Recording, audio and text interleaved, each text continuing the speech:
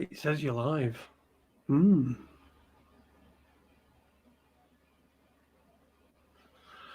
Just get a couple of seconds because it takes time for people to get on.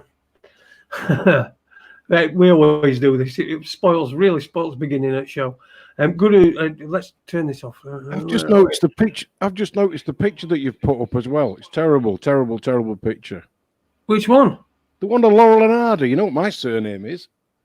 Well, yeah, but that's exactly, you look exactly like Hardy on there. So that's why I've done it. Good evening, everybody. Welcome to Raconteurs News on this Sunday evening. It's a Sunday. We don't normally do a Sunday service, but we have done it today because we wanted to accommodate our guests.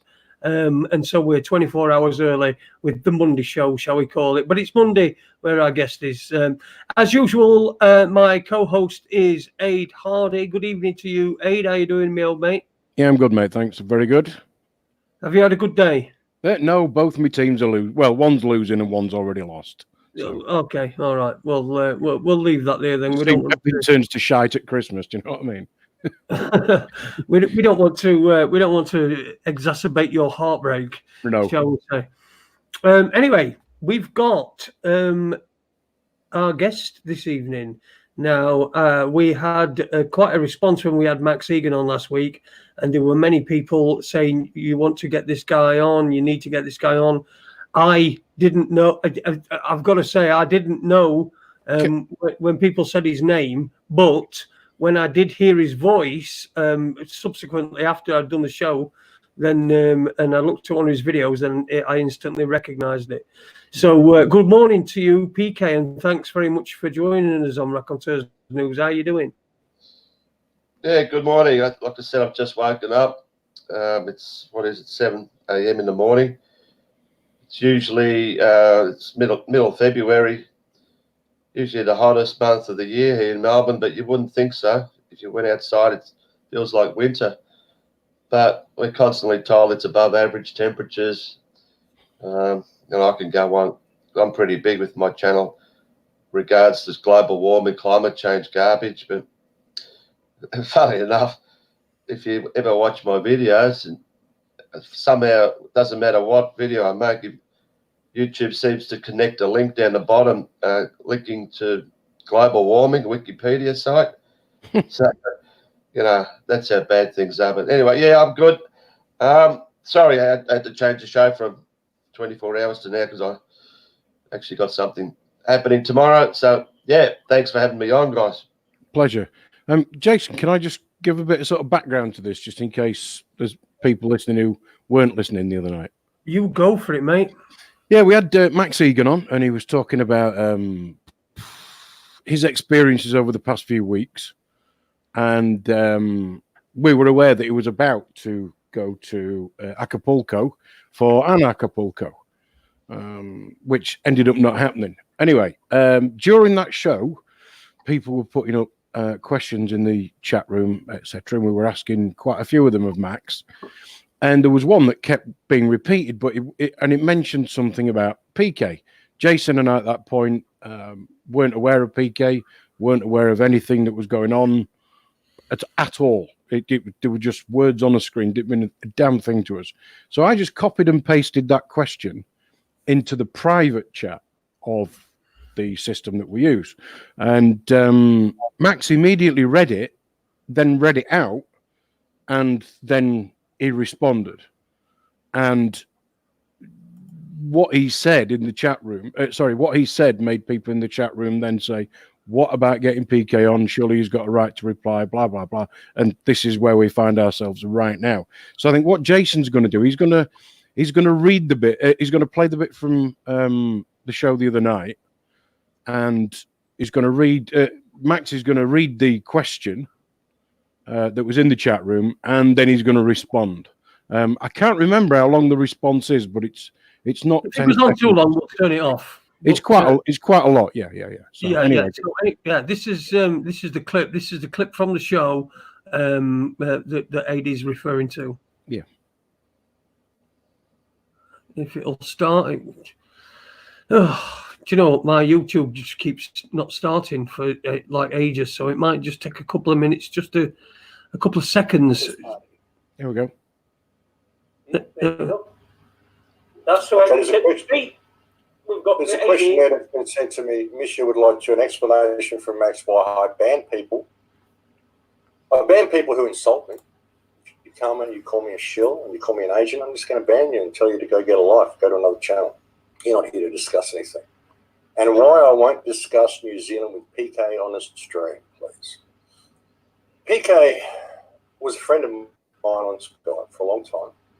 And he tried to convince me, like every time there was a shooting, he tried to tell me it was fake. And I'd look at it and I'd go, I can't call it on this. It's a bad phone footage, low video compression. I can't call it.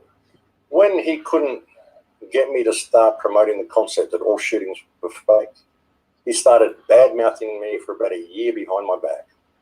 And then he attacks and insults, and he's made hate videos about me and all sorts of stuff.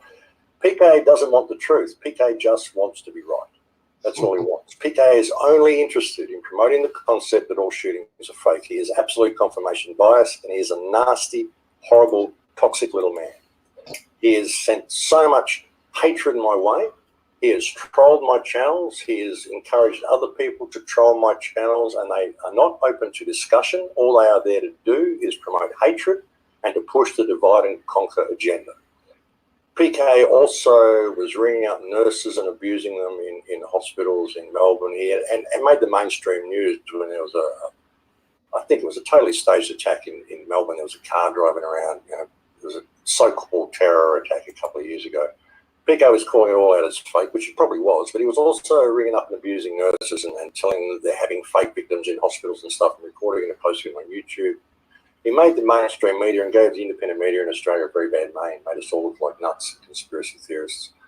And he has been so horrible and nasty and insulting and I think we've just about that's just about the top and bottom of it. I think it continues along that line, and we'll listen to that a little bit more if you really need to. How would you respond to that? What's your response to what Max said there? Have you got 2 hours? Yes. Yes, we have. Yes. And if you want to start by giving us some background or however you want to go about it. Just before I go, Robbo Max is in the chat. Do you know Robbo Max? No, don't know Robbo Max. Good evening to you, though, Robbo. He apparently knows someone there that runs the show, but anyway, he's a great man. Where do I start? I'll start with asking you a question. What got you to bring on Max Egan and Vinny Eastwood together in the show? Well, I'll tell you what. I'd before this even had happened, before the whole thing with Max happened, I'd sent him an invitation and said, "Do you want to come on the show?" I'd also done the same with Vinny Eastwood. Now, the week Max had got back in touch with me, and we organised it for the day. And then a couple of days early before the show, Vinny Eastwood got in touch with me, and I said, "Well, why don't you come on with Max?" Because I just thought that having Vinny and Max on from down under, it would be it would work well together. So that's what I figured. You realise they work together? Didn't, but Well, I'll just tell you straight off the bat. I'll get on to Mr. Egan. It's not even his real name, but I just want to say a few words on this piece of garbage called Vinny Eastwood. He claims he doesn't know me. He claims he doesn't know me. Look, I'm not Alex Jones or anything, but anyone that's been watching videos or doing stuff in the truth in the last 8 years really should know who I am, especially in Australia where there aren't many people that do what I do. But he obviously looks in the mirror too much. I've never known a more self-egotistical piece of garbage than this Eastwood guy. Anyone that watches his stuff or listens to him, get a life. Someone that laughs at himself all the time, thinks he's funny. He's the most unfunny person ever. But anyway, I'll just tell you straight out, he was set up for this years ago for the Christchurch thing. And he's another one that's given false information about Christchurch, just like Egan. Egan, yeah, I'll get on to Egan now. I have not scripted anything here. I haven't written down any notes or anything, and I just heard that what you played there. I've watched it before, but I didn't jot any notes. I just want to go point by point on that. But I'll tell you a bit about Mr. Egan. 7 years ago, 6 years ago, I can't remember. I idolised this guy. I mean, I started doing this YouTube stuff even before I did the YouTube stuff. I used to watch Alex Jones like we all did.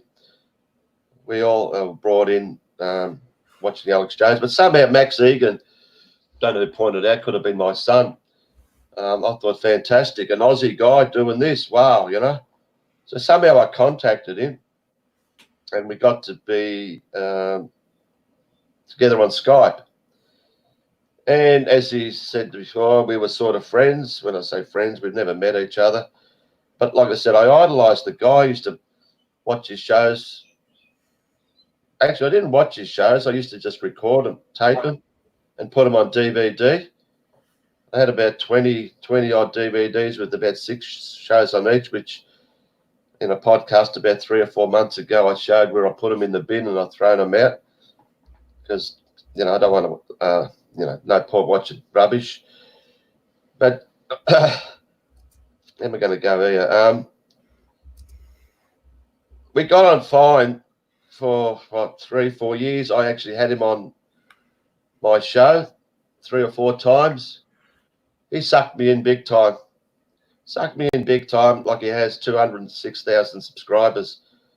Whether they're real or not, don't know. But he's got this trance-like way of talking on his shows. I wouldn't say he's Mr. Smooth or anything, but the way he introduces himself, like folks and ladies and gentlemen, folks and brother, you know, that's a real smart way of him, you know, getting people on his side. And he sucked me in.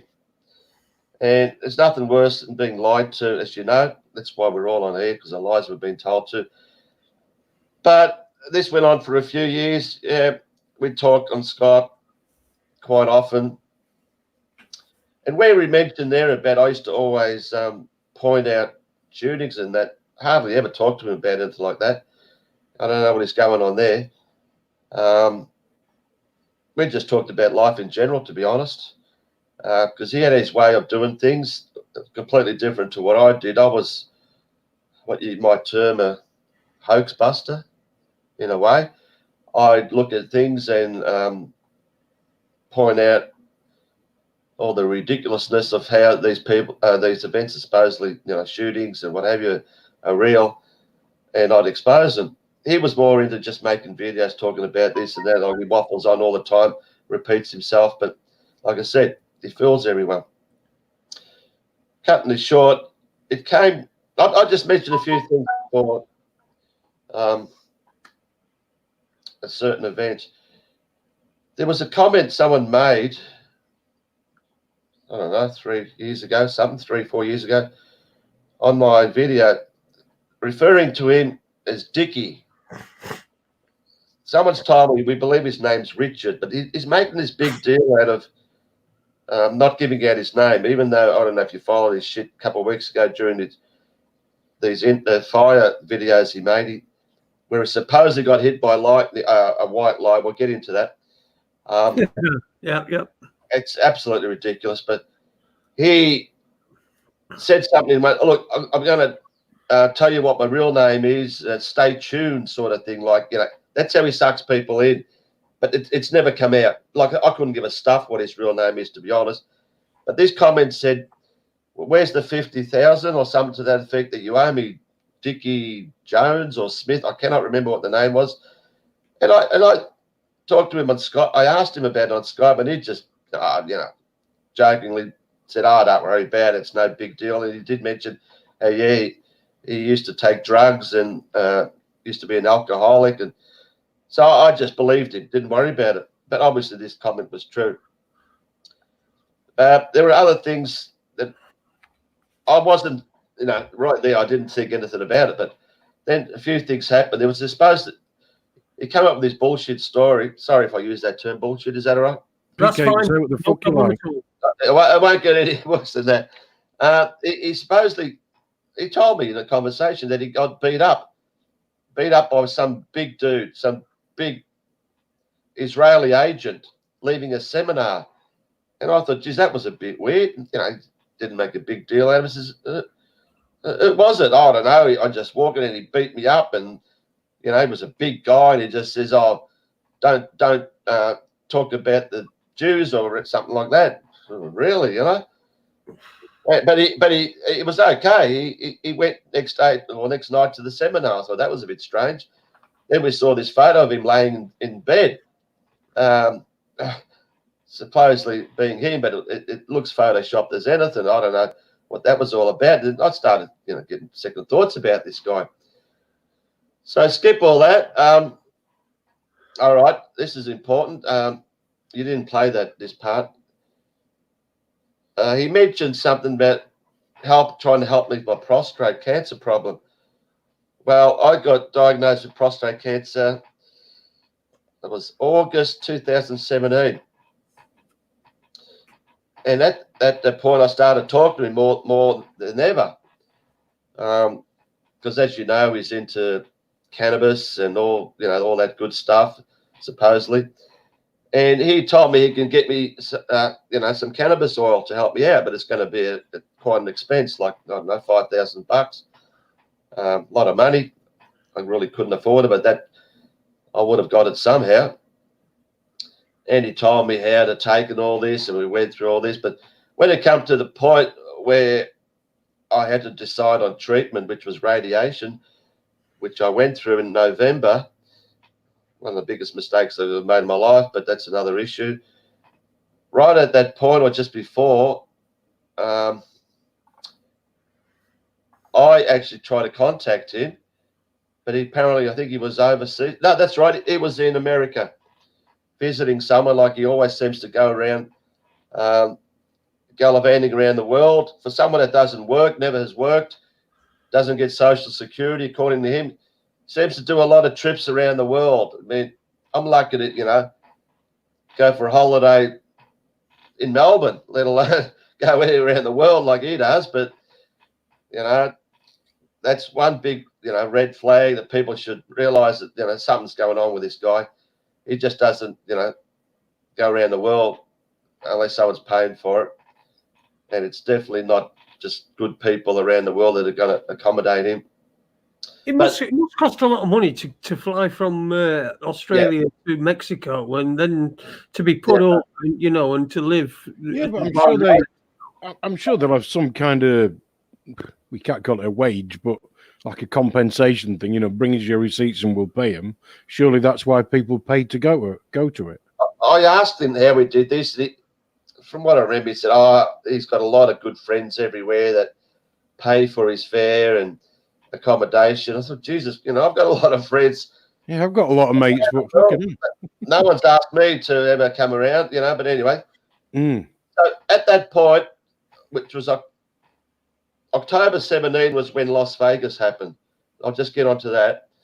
But when I contacted him about trying to get this cannabis oil, he said, look, I'm overseas at the moment and my contact, I've lost contact with or something like that, and sorry, I can't help you. So, all right, don't worry about it. So I think because of that, I actually went through the radiation in November. But go back a month, you can donate to RN. Oh, sorry. Yeah, it's all right. I'm not Vinny Eastwood. I don't post on here, donate to me, please. No, well, you see, we only post that every for about 10 seconds every hour. Just that's fine. We sometimes let me explain. We've never ever monetized the YouTube channel and don't intend to.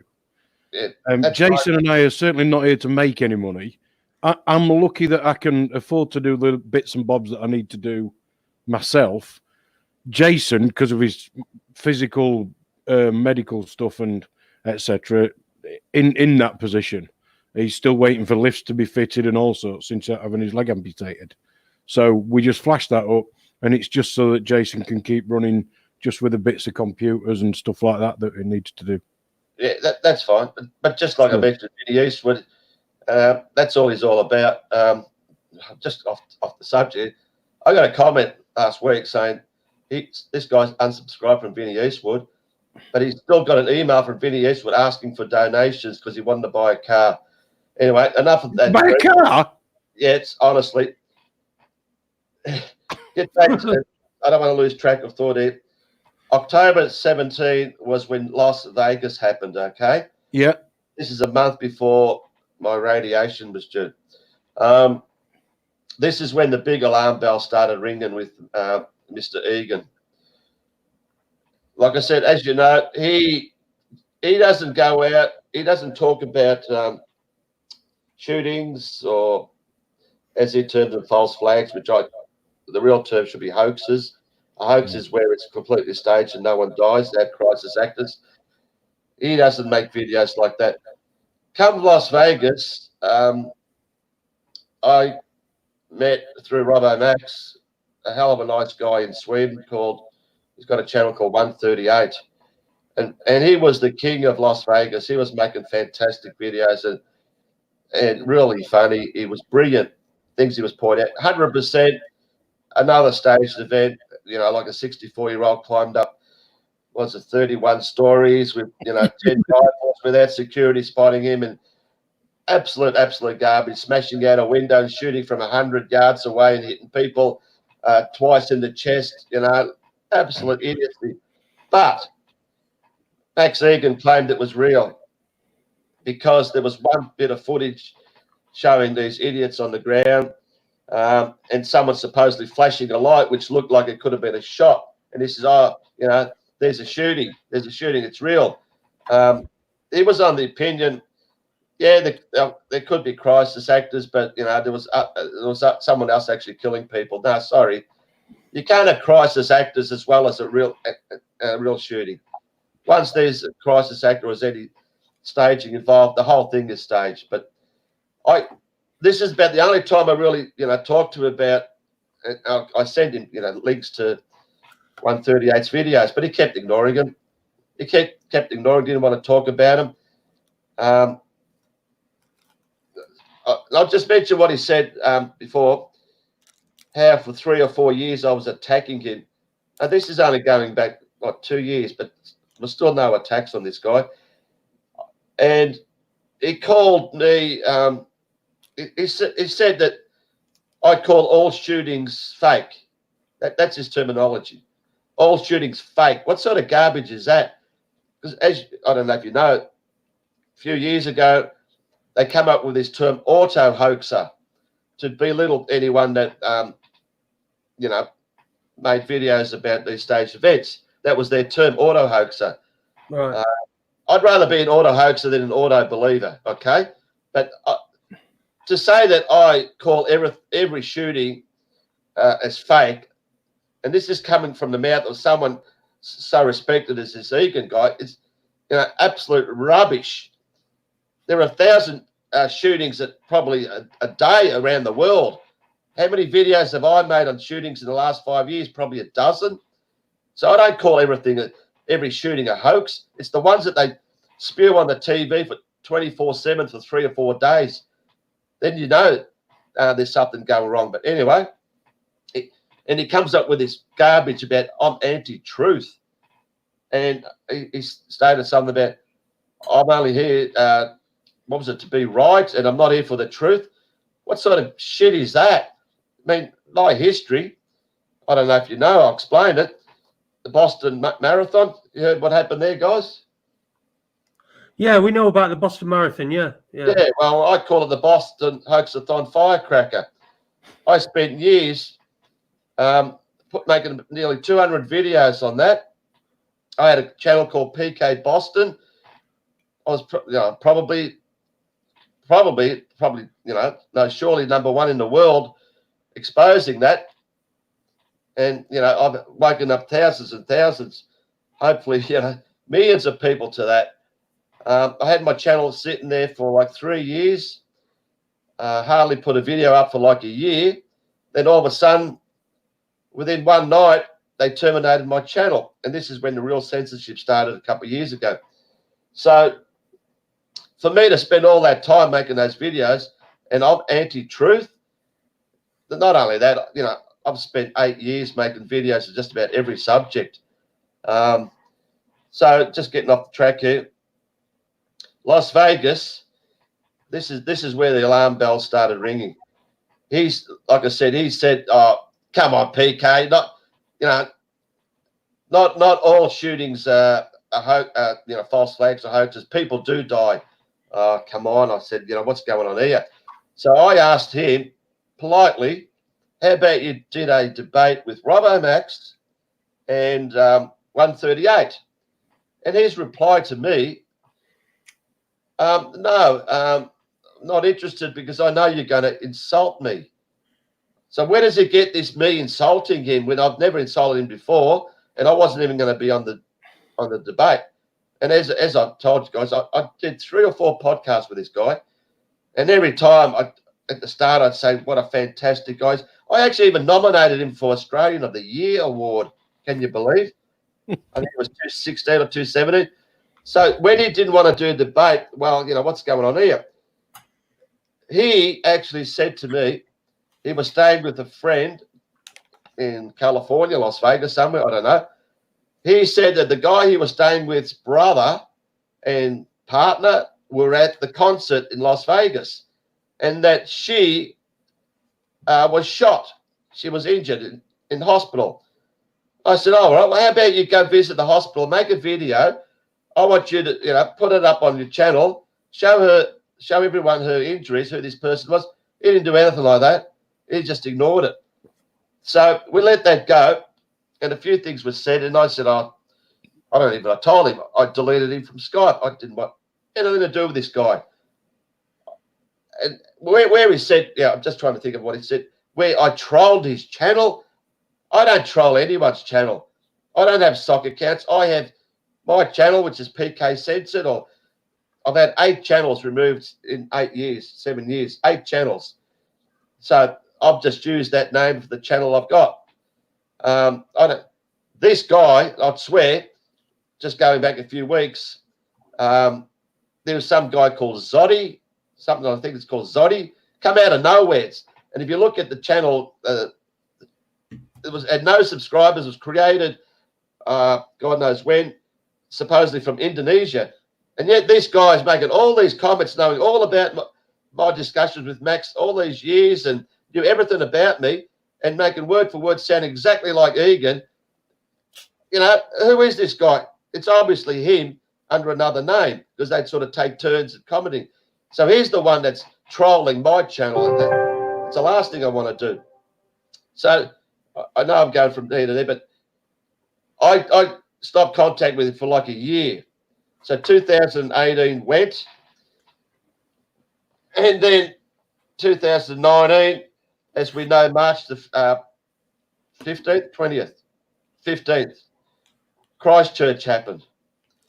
And this is where I believe Vinny Eastwood, because New Zealand hadn't been in any of these staged events. As you know, we got Australia, Britain, America, France, Germany, and New Zealand. No one knows where New Zealand is. It's just on the east coast of Australia. Like, we don't even care about them, but they exist. We knew something was going to happen in New Zealand. They planned this Christchurch thing for God knows how long. So an event was going to happen. And I believe Vinny Eastwood was the man that they set up for this, as well as Max Egan on the Australian side of things. So what happened, all of a sudden, Max Egan, when Christchurch happened, is going on talking about how he went frame by frame by frame, like what a frame is, a second, every second, through this 17-minute bullshit, I call it, the PlayStation, PlayStation, commando game shooting. If you want me to get into more detail of Christchurch, I will. I'm thinking, what the hell? Since when does Max Egan so all of a sudden change his style of making videos to, exposing whether this is real or what. And he pointed out a few things, which the obvious things with the red man. And like I said, if you want to go into more detail. But then he was saying how the event was real, how this guy was a trained assassin. I'm thinking, are you kidding me? What's this guy on about? So the same shit as Las Vegas. He's saying that shooting was real. I'm telling everyone now, I'm telling you guys now, that shooting was pre-recorded weeks or months before and was pretended to be shown live on Facebook that morning where it wasn't. All right? I'll tell you right now. So Okay.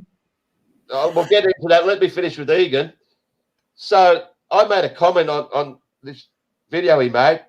I called him out to be a shill. I've had enough of this guy, I called him straight out.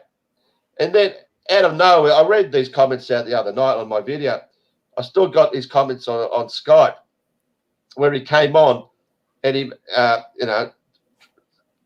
tried to talk to me, or not talk to me, debate me or argue with me about why I call him a shill. And I'll tell you how ridiculous this guy is. Virtually the second comment says, "You're a cop, aren't you?" He thinks I'm a cop.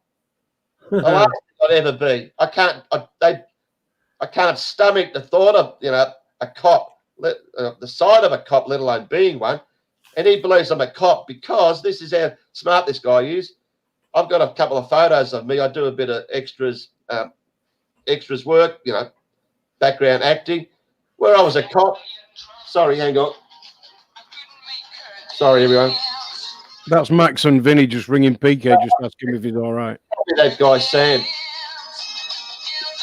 So, I don't know.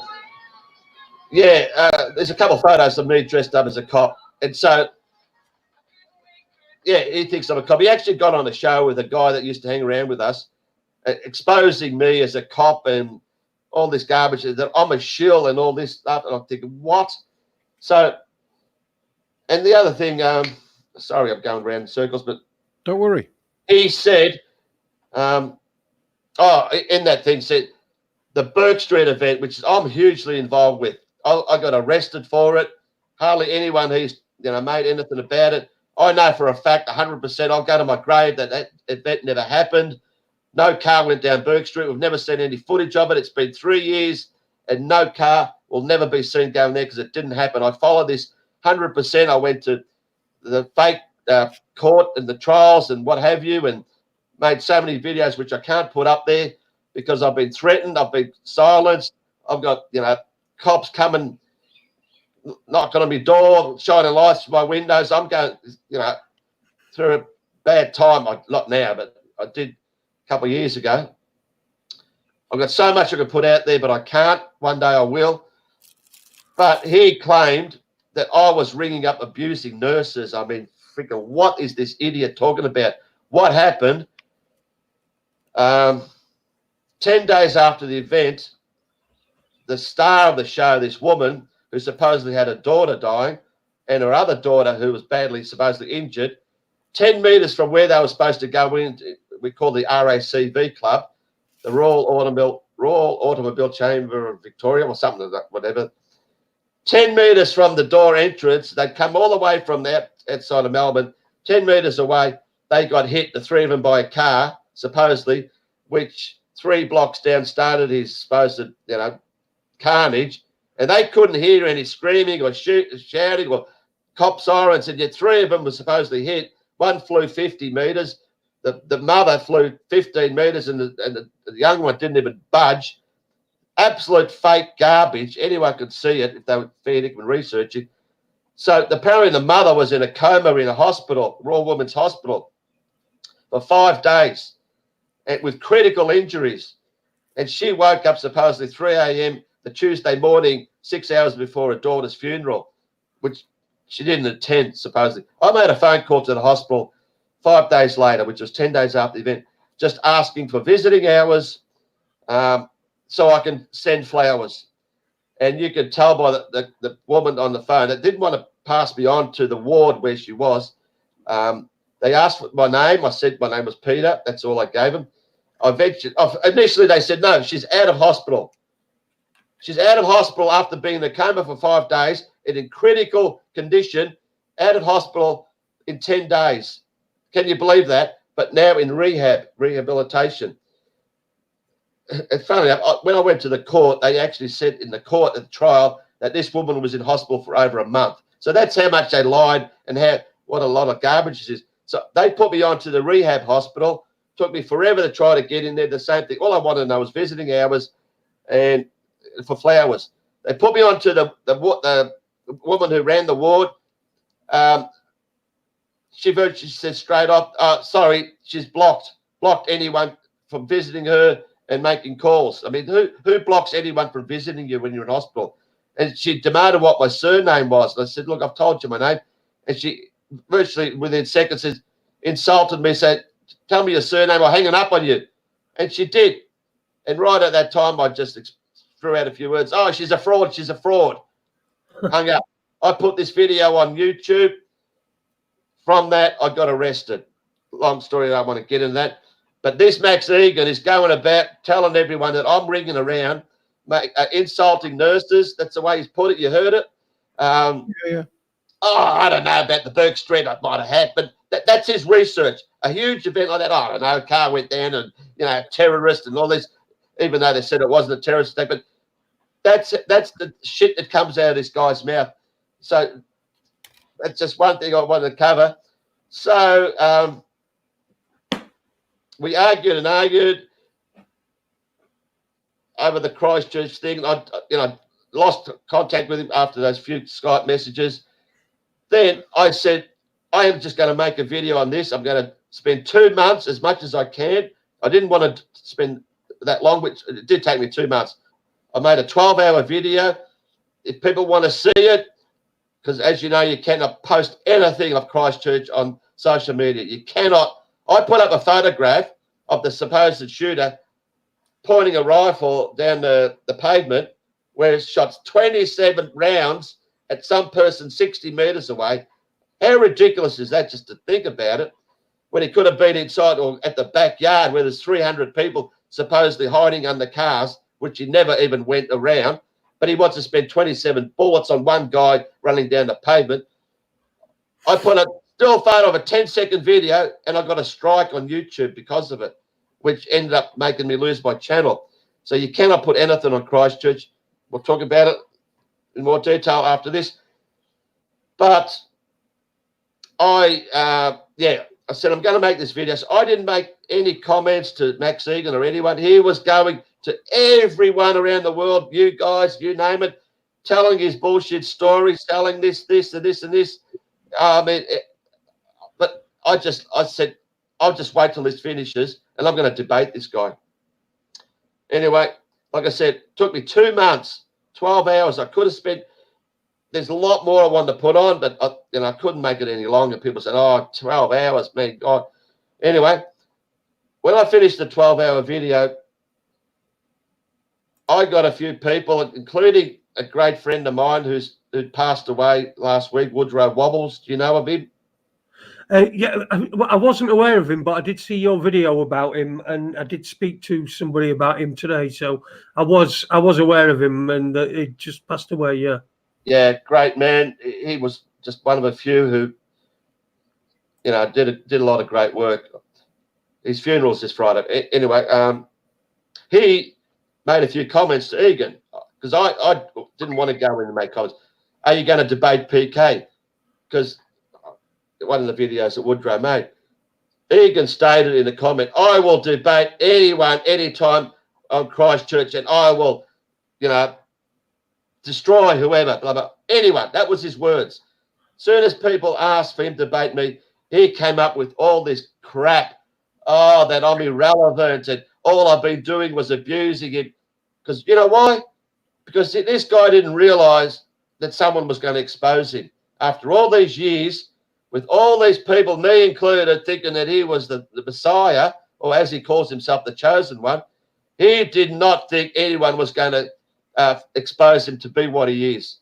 I'm not going to call him a government shill. I don't know what he is, but he's not working for the good. He's on the dark side. So this went on and on. comment after comment. No, this guy's irrelevant. He's anti-truth and all this shit that has been saying about me. So that just died off. And then the fire thing came a couple of weeks ago. So let's just recall what happened there. Sorry, I've lost my train of thought. Yeah, I don't know if you saw his videos where when he made these fire videos. Yeah, he said a lot of stuff. It was right. The government lit those fires, but he didn't talk too much how the real cause of them were the chemtrail spraying. And he said, "Oh, they were like what they spray is like sets off sparklers." There was more to it than that. What they've been spraying for years is virtually pouring heavy metals onto virtually the whole country, and as soon as they light a match, whoosh, fires like never before. I can get onto that subject as well about the bushfires if you want, but all of a sudden, after making this video, really going off about the government, like F you and all this, we're going to get you. 3 days later, he comes up with a 10-second video. Oh, the Earth is flat. You're aware of this, aren't you guys? Yeah. It was 6.4 seconds. What the fuck? The Earth is flat. Not a mention. Then he made another one straight after it, going on about he got this bolt of lightning and he's downloading and I'm okay, and he's flashing his hand, the swastika. You saw that? Yep. I think And so it's not the fires anymore. It's all about this shit about getting a bolt, and it's all about sympathy and bullshit. And like I said, he mentioned about his name. Like I couldn't give a stuff about his name, but anyway, sorry. Then that went on. Then I'll tell you what. What struck me. Sorry, PK. I'll tell you what struck me about the second video in particular was that at the very beginning of it, he said something that I thought were very telling. He said, "I got your attention." Yes, exactly. That I thought the same thing. And trying to what did he mention there? Actually, what he mentioned on your show, we'll just skip forward, about the Acapulco, whatever it is. Yeah. Another gallivanting trip around the world.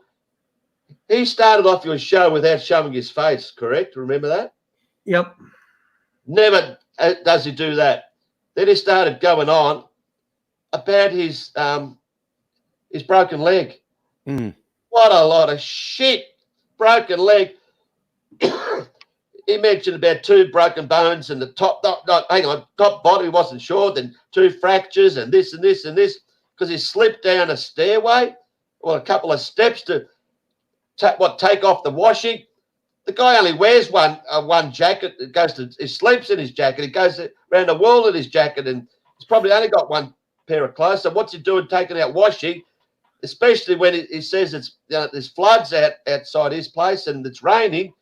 So you take it off your washing and you're walking down steps and you slip. No, when you slip and you lose your footing, you fall on your back or your hand, or you might break your wrist. But no, you're not going to break any bones in your foot by slipping.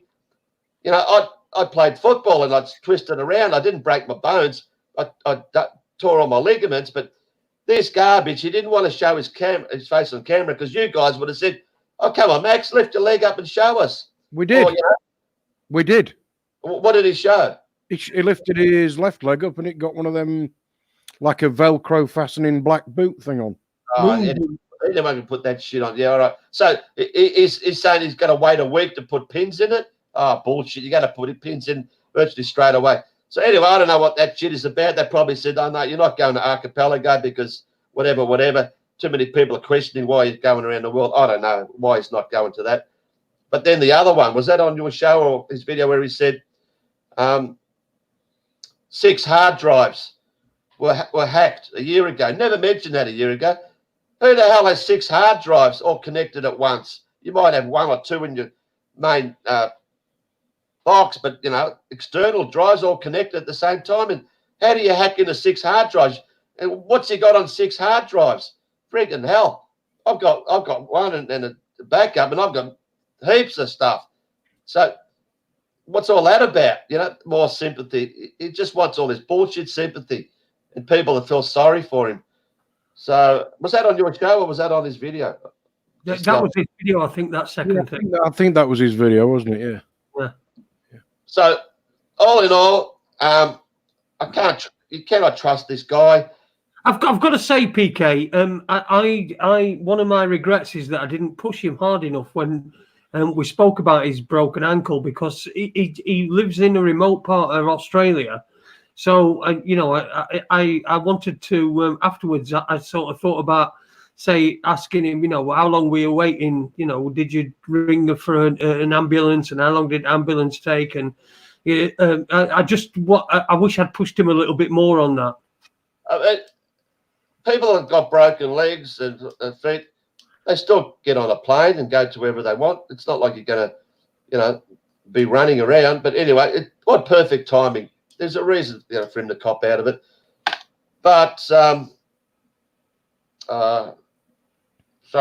train of thought. No, you're okay. Just take a breath. It's fine.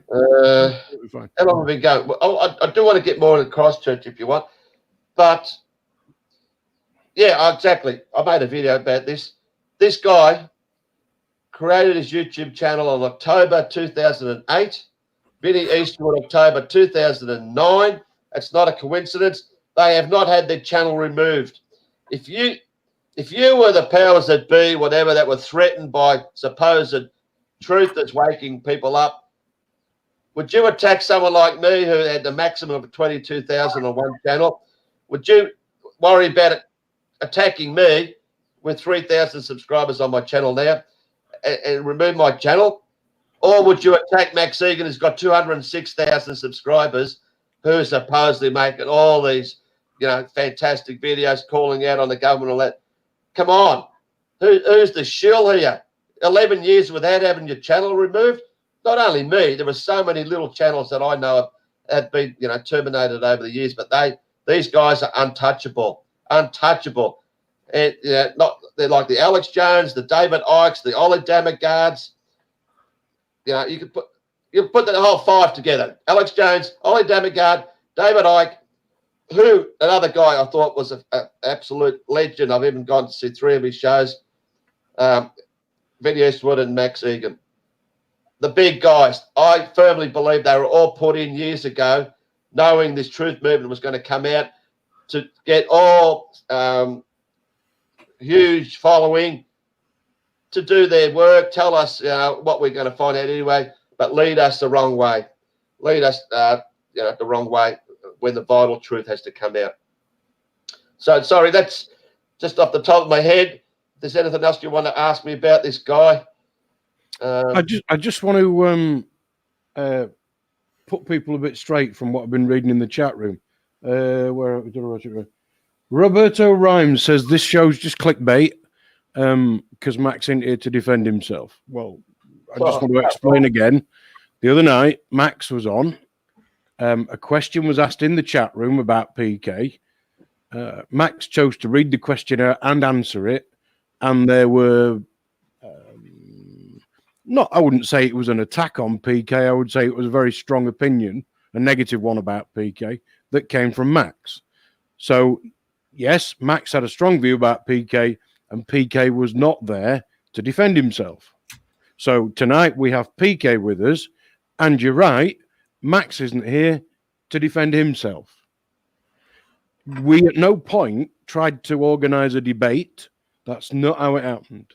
Tonight is about letting Peekay have his say about anything, about us reading questions to Peekay that you've posed. And I want to come to one of those now, if I could. Somebody put in the chat room that you're no fucking angel. Well, I'm not a fucking angel either, but anyway, I don't think any of us are fucking angels. Anyway, the comment was, Peekay, that you believe I'm assuming they meant that there were children killed by the government so that they could bring in the drink driving laws. Oh, you want to get onto that? Sorry, I was just reading it. Who brought that up? It was a question that was put. I think it was Dinny. But just quickly on that. What's it? Only 2 weeks ago. Time flies. Supposedly in a suburb in Sydney, a car supposedly ran off onto the pavement, and right at that point happened to be 7 children riding their bikes at 8 p.m. at night on their way to get an ice cream 2 miles up a steep street. Yeah, I saw that. Outside a golf club, and no people to see this, and their father and mother were waiting for a babysitter to come so they could go out that night.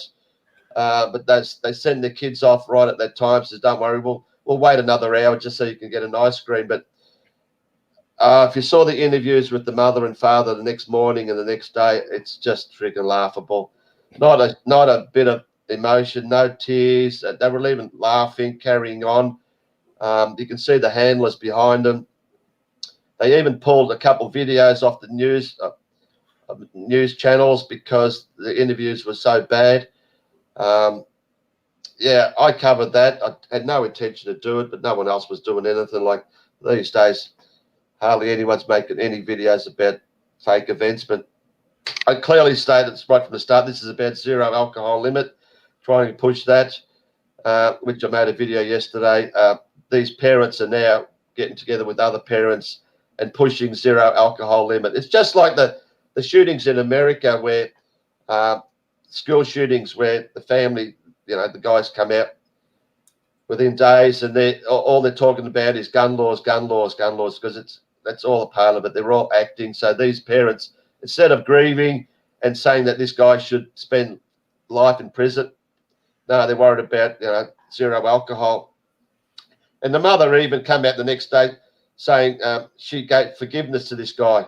No worries, mate. You're all right. I just had 3 of my children killed, but you're all right. But then a week later, we want zero alcohol. Can you? And the fact is, the guy supposedly was 0.15, which is 3 times over the limit. If they were going to push the zero alcohol limit, because our limit here now is 0.05, if they were going to push zero alcohol, they would have made sure he was a little bit under 0.05, like 0.04, stating, he was 0.04. That wasn't enough. That was still too high, so we should bring it down to 0. But being 0.15, what? So what? If it was zero alcohol, it still would be 0.15. It would have just got a bigger sentence. That's how they stuffed this script up. Yeah, it would still ignored the law, whether it were exactly 5 or 0 or 0 alcohol. It would still ignored it, wouldn't it? I mean, exactly. I mean, how can you have zero alcohol limit? Like I said, we all go out, whether we play sport, cricket, we have 1 drink after the game, go home. You might have a heavy night one night, and you wake up in the morning, you're off to work.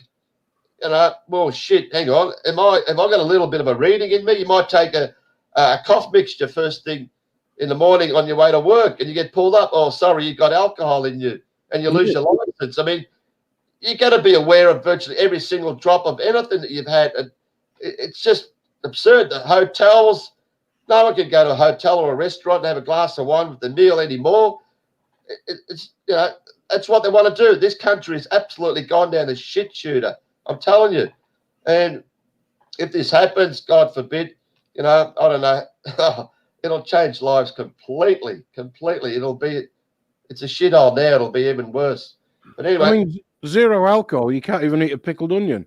It's right. And apparently there are foods that actually brew as alcohol if they're in your stomach at the same time. Surely we could do a burp and fail. Anyway. Oh, what's she reading? My wife said tomato ketchup for some reason. I don't know why. She's behind the screen here. Robert Max sent me a comment saying I missed out on Max's challenge. Or did I? I thought I mentioned that how... Robert Max, make a comment here. I'm not sure what you mean by that. I did read out how he challenged anyone to debate him. And oh, yeah, you did. Yeah. We did.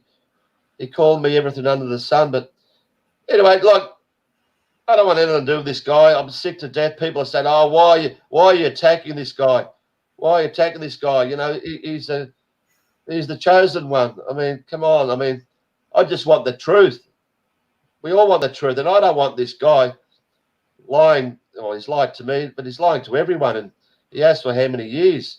I mean, he's a disease as far as I'm concerned, and if I can remove him, all the better.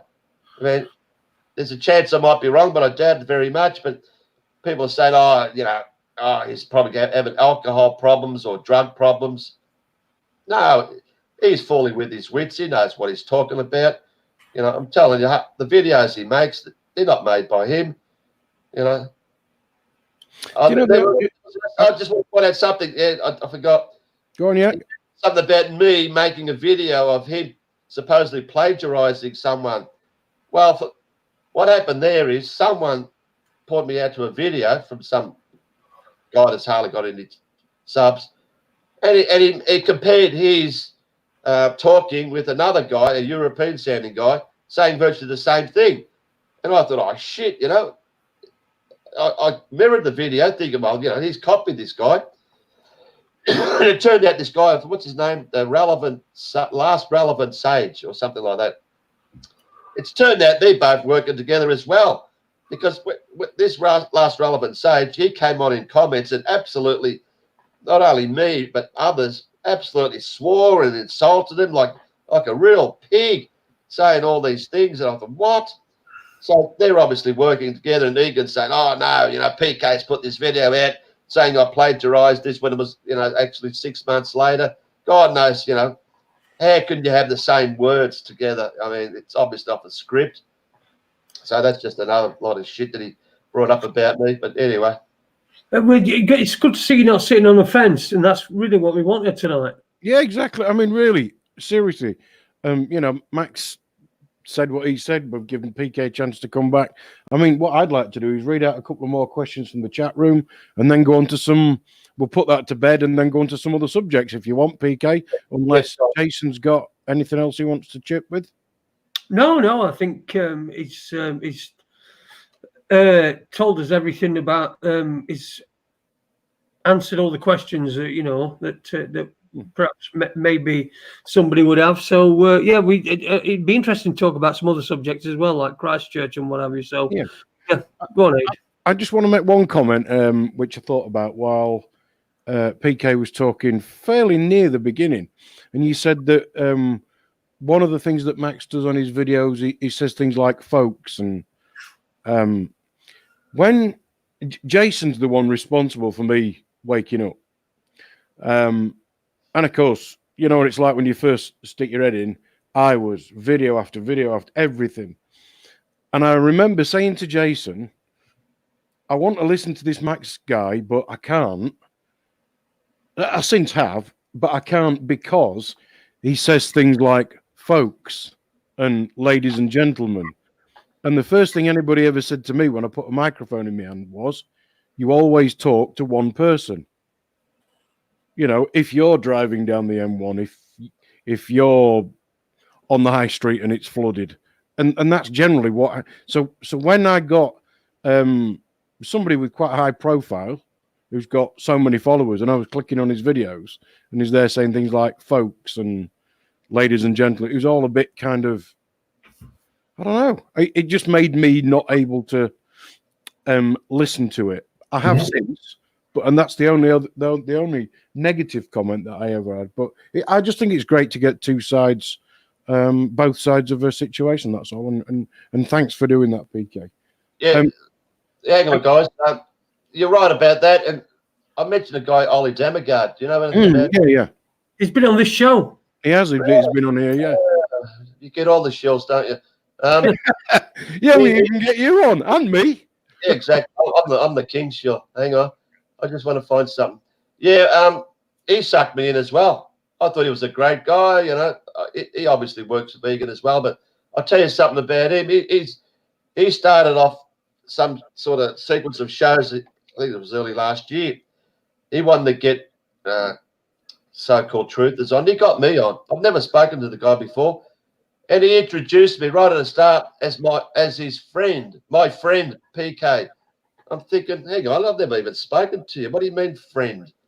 And exactly like Egan, that's to get, you know, sort of attached to him, gets the audience attached, thinking, oh, you know. Yeah. It's an NLP, isn't it?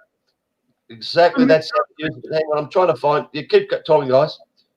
I'm just saying it's familiarity, isn't it? It's being familiar with people. I mean, it's like a sales thing with the NLP. They'll say things like, well, most of my customers have just upped their hairs to make sure they're fully covered.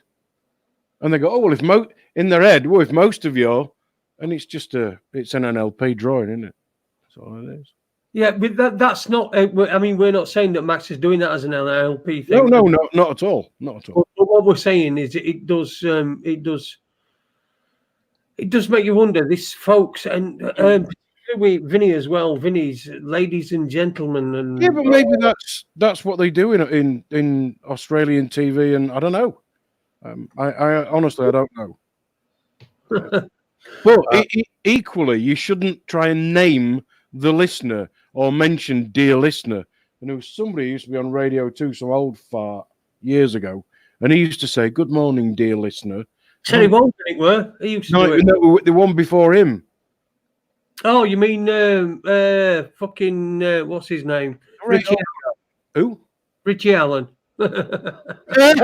No. What do you think of him? Sorry, what do you think of Richie Allen? Don't like it. Well, not very much, really. All right, David Icke. Again, I think my thing with these guys is, why are they still alive? Alive? Yeah.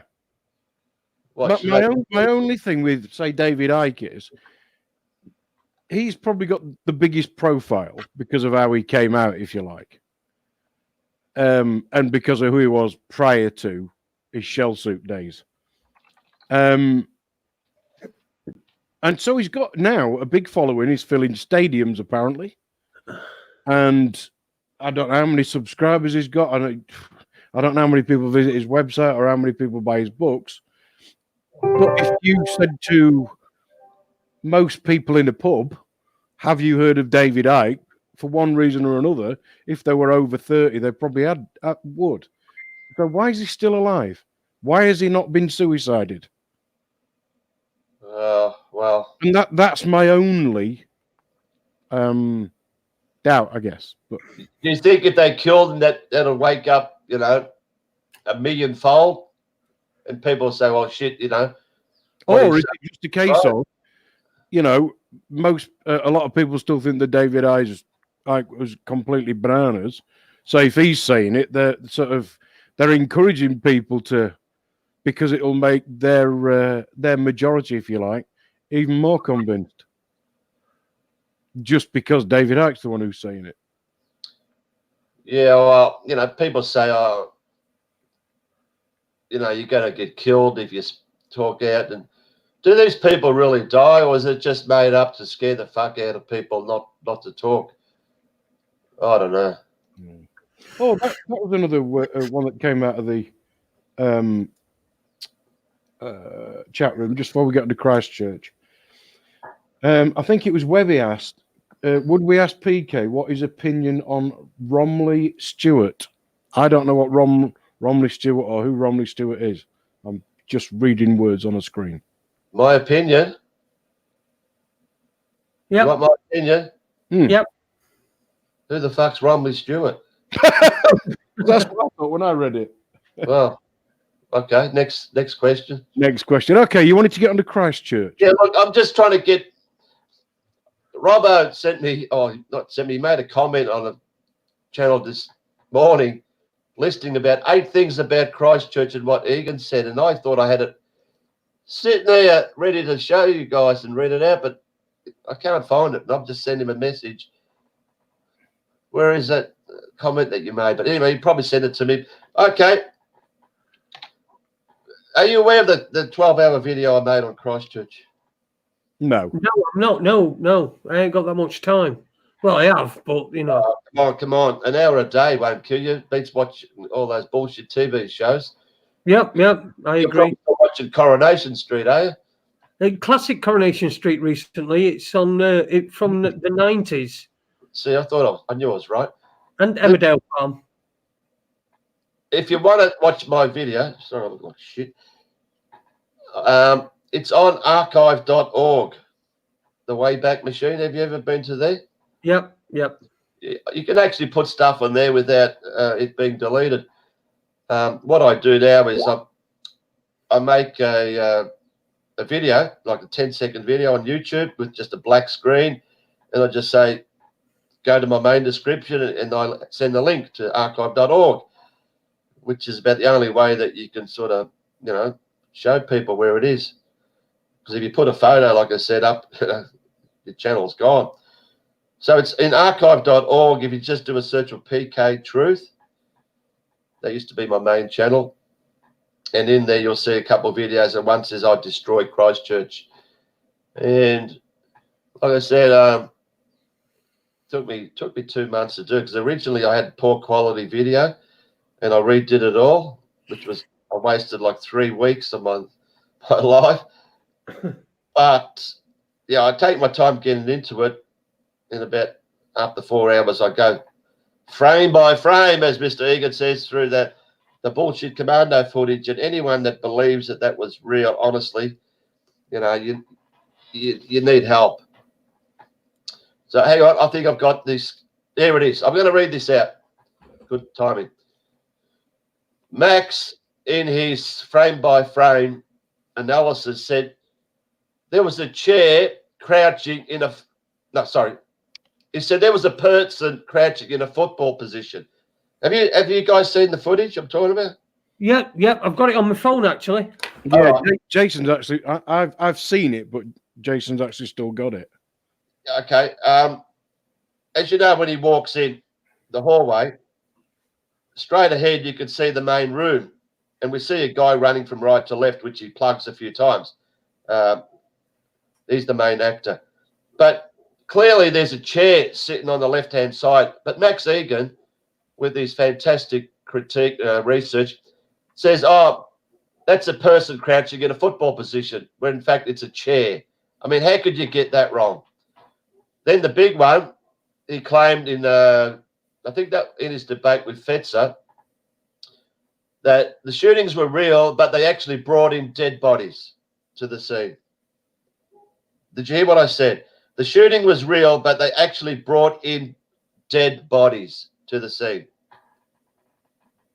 I'm sorry. How can you bring in dead bodies and say the shooting is real? I made a video on that. That's one of the things he's been spewing out, that putting words that he out of context. It wasn't out of context. He clearly stated that. The next one, he said, he claimed it was real based upon a lie that Vinny's sister knew people killed. I made a video on that just recently.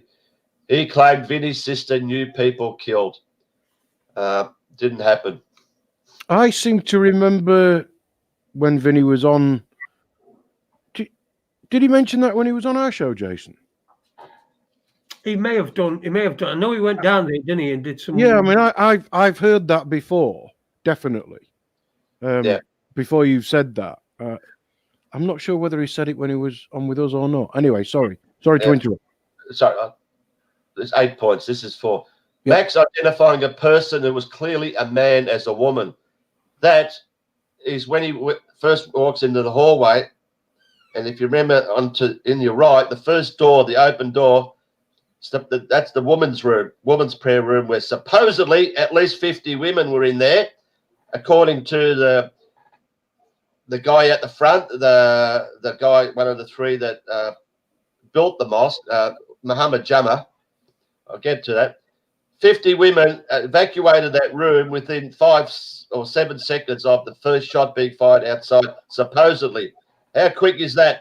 But we see a person running away from him, and he plugs that person 4 times with an AR-15 from 10 to 15 feet, but the person manages to run out of view.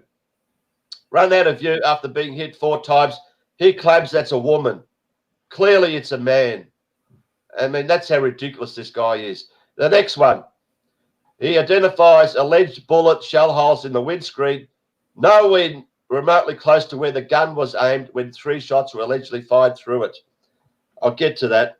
How he shot through, supposedly through a windscreen. But, we see images of the car being towed away with fake bullet holes, 3 like in a triangular position. And I clearly point out where the gun was supposedly resting on the front, what do you call it, dashboard, virtually all in the same position.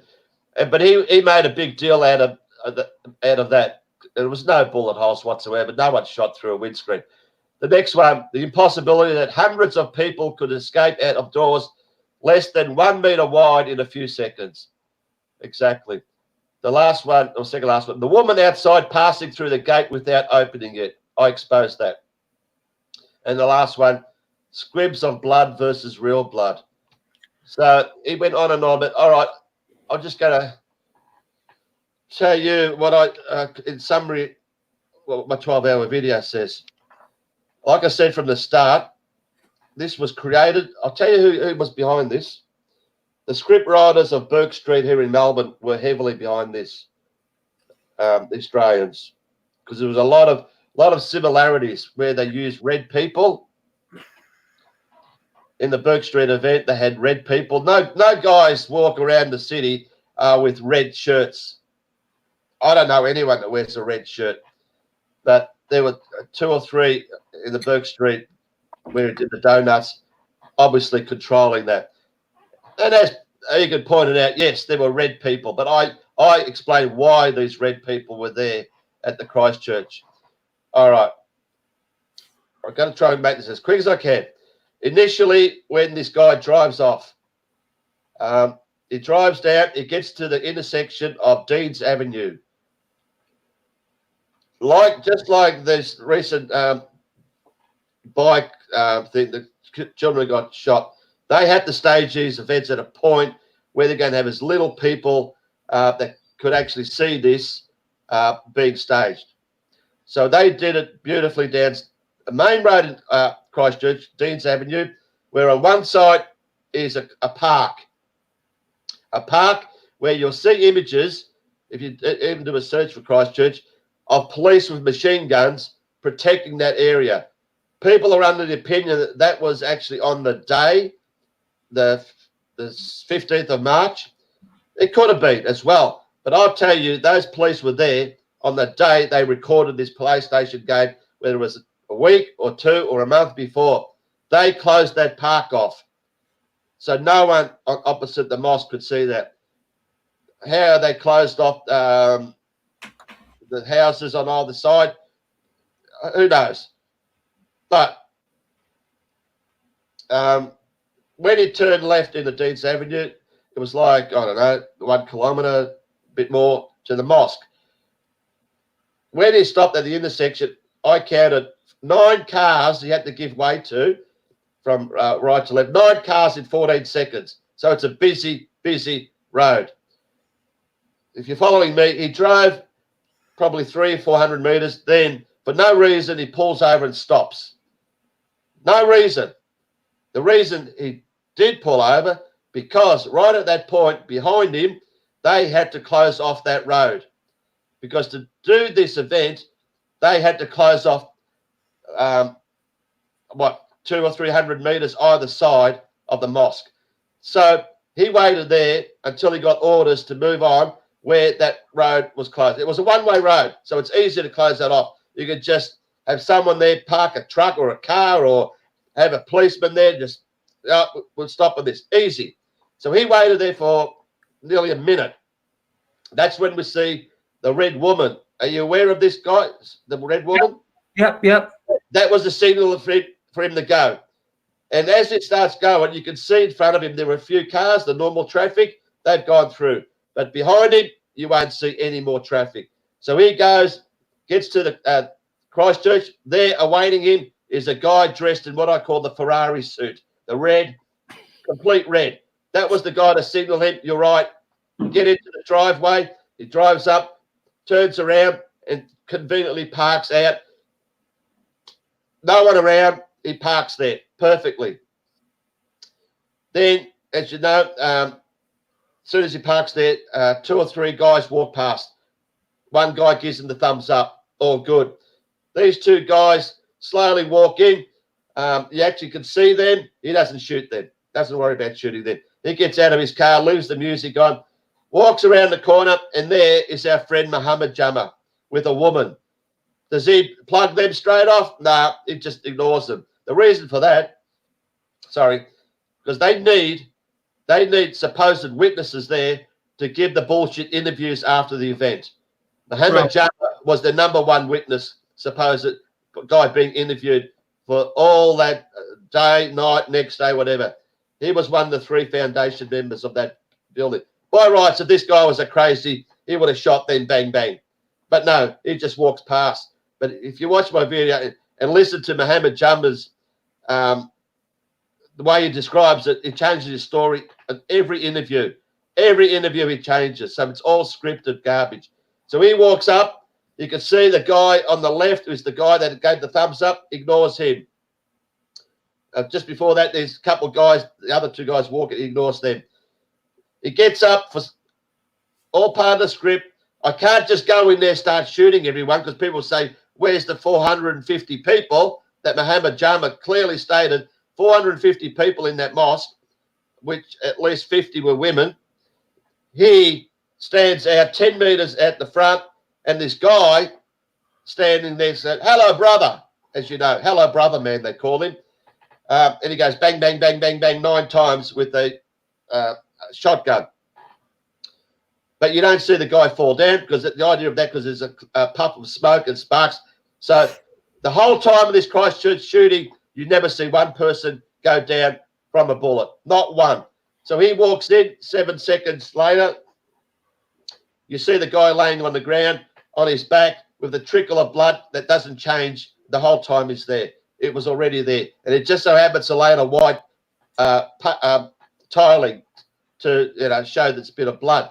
Doesn't fall right down in the middle where he shot. Reason for that, because there's another guy comes later, he falls right next to him. And I'm cutting this short.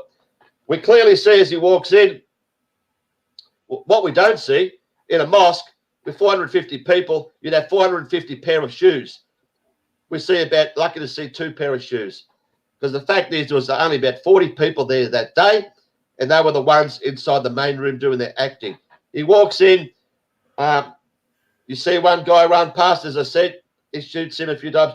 He shoots the guy in the women's room where there's no one. What we see on the ground is a magazine that was obviously there from a previous rehearsal of this, which Egan claims, it just fell down while he was shooting the initial few shots when he walked in, and it bounced 8 feet and then was laying. How feeble is that to say that? Like magazine just fell off his belt and bounced 8 feet, which he ends up picking up later. Anyway, as you know, he walks in, starts shooting either side. You see these clumps of bodies. Supposedly, they all went through one door, the left-hand side. The door was jammed, but yet you got 20 people trying to get there. The reason for that, the odds of having 20 and 20 on each side is ridiculous, especially when it's supposedly 400 people that got out there within seconds. So all he does is just fire blanks or puffs of air, whatever. There's no real bullets being fired. There's no blood splatter anywhere. You got some guy runs past him, shoots him 6 times. Shoots someone in the head. You don't see a head splatter. An AR-15 from 10 feet would blow someone's head apart. He shoots so many people. He repeats shooting the same dead people. He even shoots one guy in the head, nothing. Then 2 seconds later, he shoots him again. Head doesn't splatter, but his hat flies off. I mean, what sort of shit is that? Keeps shooting people, no blood anywhere. But then, I think there's a second time. He goes out, comes back. There's the initial guy that ran past him was shot 3 times and 4 times, 7 times. He's laying there, and it comes from behind, because this was perfectly, scripted. Bang, the back of the head. Great big massive splurge of blood goes everywhere. This guy's been shot 7 times. That's because he had a squib. If you know what squibs are in the movie industry, it's some sort of pack of blood you got, and a bullet or a remote control, whatever, sets it off. and that's how they splattered the blood. So why he shot him another 2 times is beyond me. And why does his head and blood go everywhere, yet he shot about, dozen or more in the head, and we don't see an ounce of blood anywhere? But then the funniest part is next to him, there's this guy I call the grey man, who's sort of half under a bench. Never did shoot him once. In all that time he's shooting, he's clearly on his own, doesn't touch this guy. The reason, like I said, he supposedly comes out, hangs around the park that day and does all these interviews. Because they had to make out there's people that were survivors, and he supposedly wasn't shot so he could be interviewed. And the fact that they said, oh, well, he was interviewed that day. No, he wore the same clothes on March the 15th, and he was there at the time. But this was staged weeks or months earlier. Just because he's wearing the same clothes doesn't mean he was actually there. And that's why they had supposedly people stacked on top of each other, which doesn't happen. If you're running through a door, you all get squeezed together, standing up. You don't just fall on top of each other like a deck of cards, on both sides especially. That's to make out, oh, the guy underneath, he escaped as well. We'll interview him as well, even though he wasn't even there. That's their reasoning behind that. But anyway, it went on and on and on and on and on. And I'll just point out one thing. When I mentioned they had to stop the traffic there, which is what they did, but they still had cars going around. People say, look, there's still cars. Yeah, but they're their cars.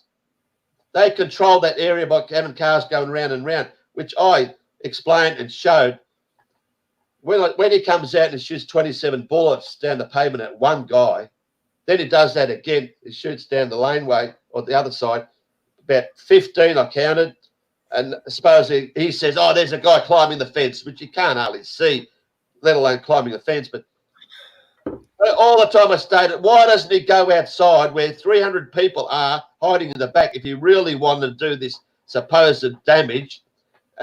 No, he went to the car, came back. You would have thought he would have gone around the back. No, he's just shot the same people again. Then when he went to the car, he supposedly had these homemade bombs. Oh, they just showed that to make it's part of the script, because later on they said when the car was intercepted, oh, he had incendiary bombs, bombs. But why didn't he blow up the joint? No, because if you blew up the joint and this was done a week or two, a month earlier, you got to blow up mosque, so you can't, fake it on that day.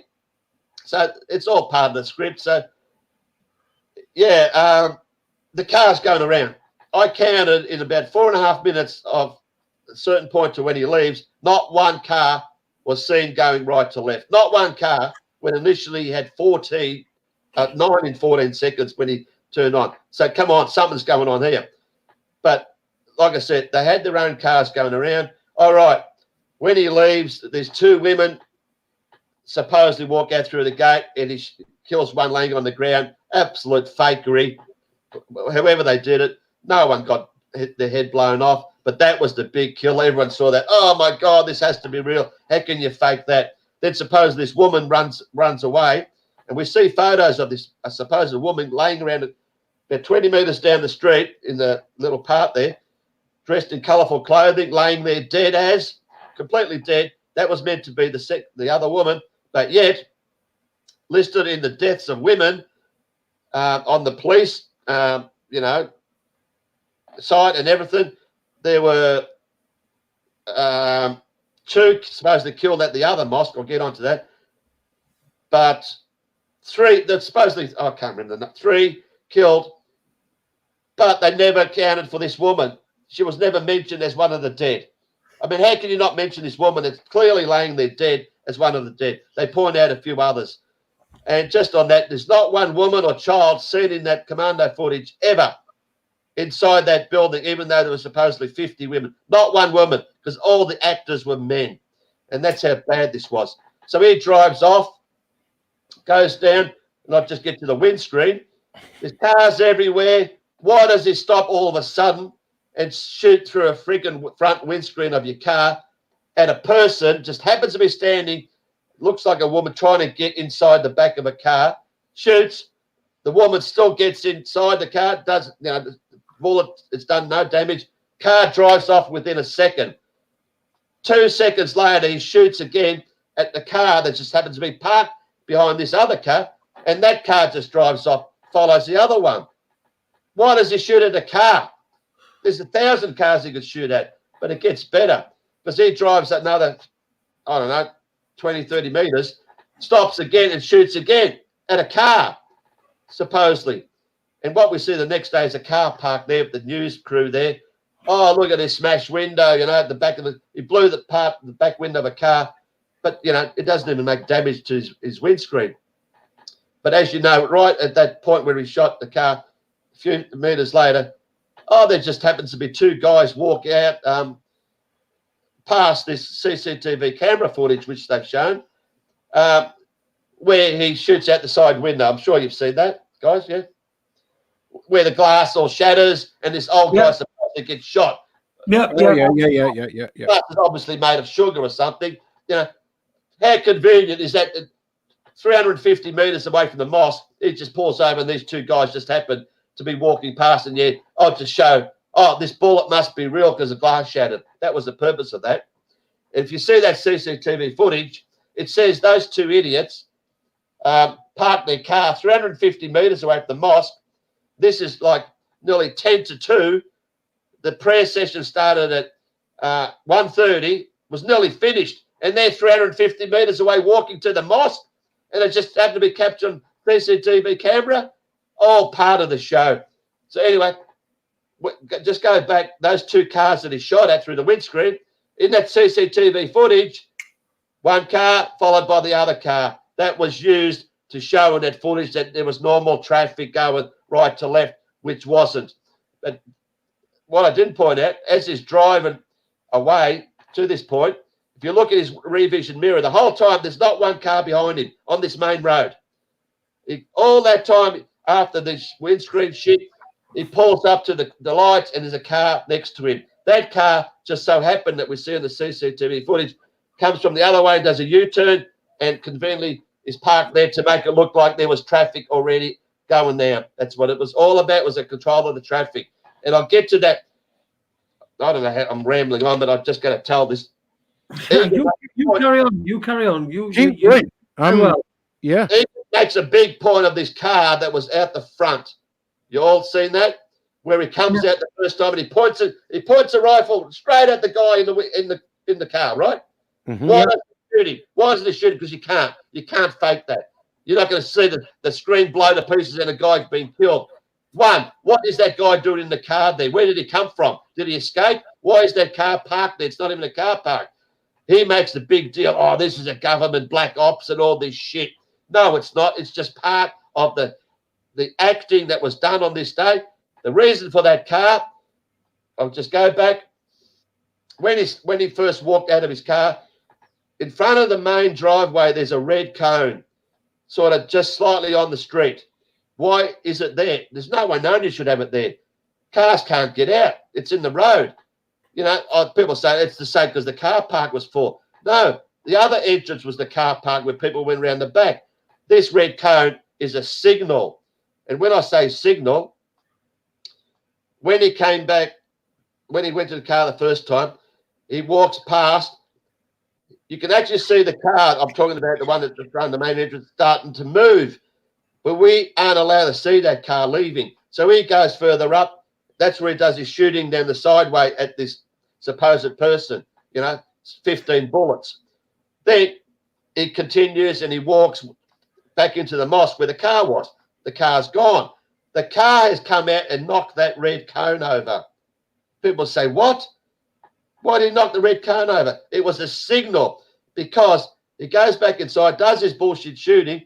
When he comes out, when he does his bullshit shooting at the 2 women, right at that time, when he gets to the pavement, you hear these 6 cars revving up their engines.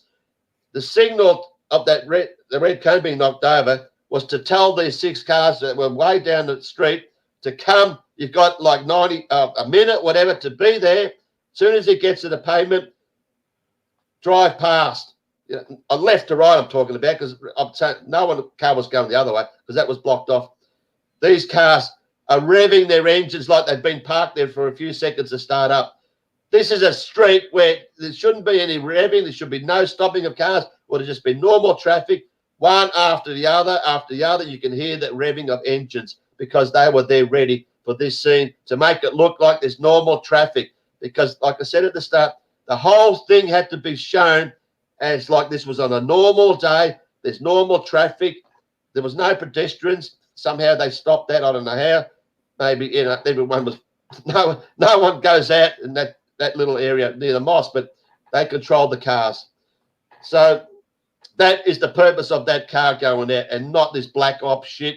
And another thing he pointed out, just as he went onto the pavement after shooting the supposed two women going out a gate, and I pointed out the gate, how the gate opens one way. If you look at the video, they seem to go out the other way. You can't. It opens one way, but they're showing it going. I don't know how they did it, whether it was CGI or what, but it's all completely back to front. But as it gets to the pavement, through the gate, you can see this sort of red blob. It sort of changes.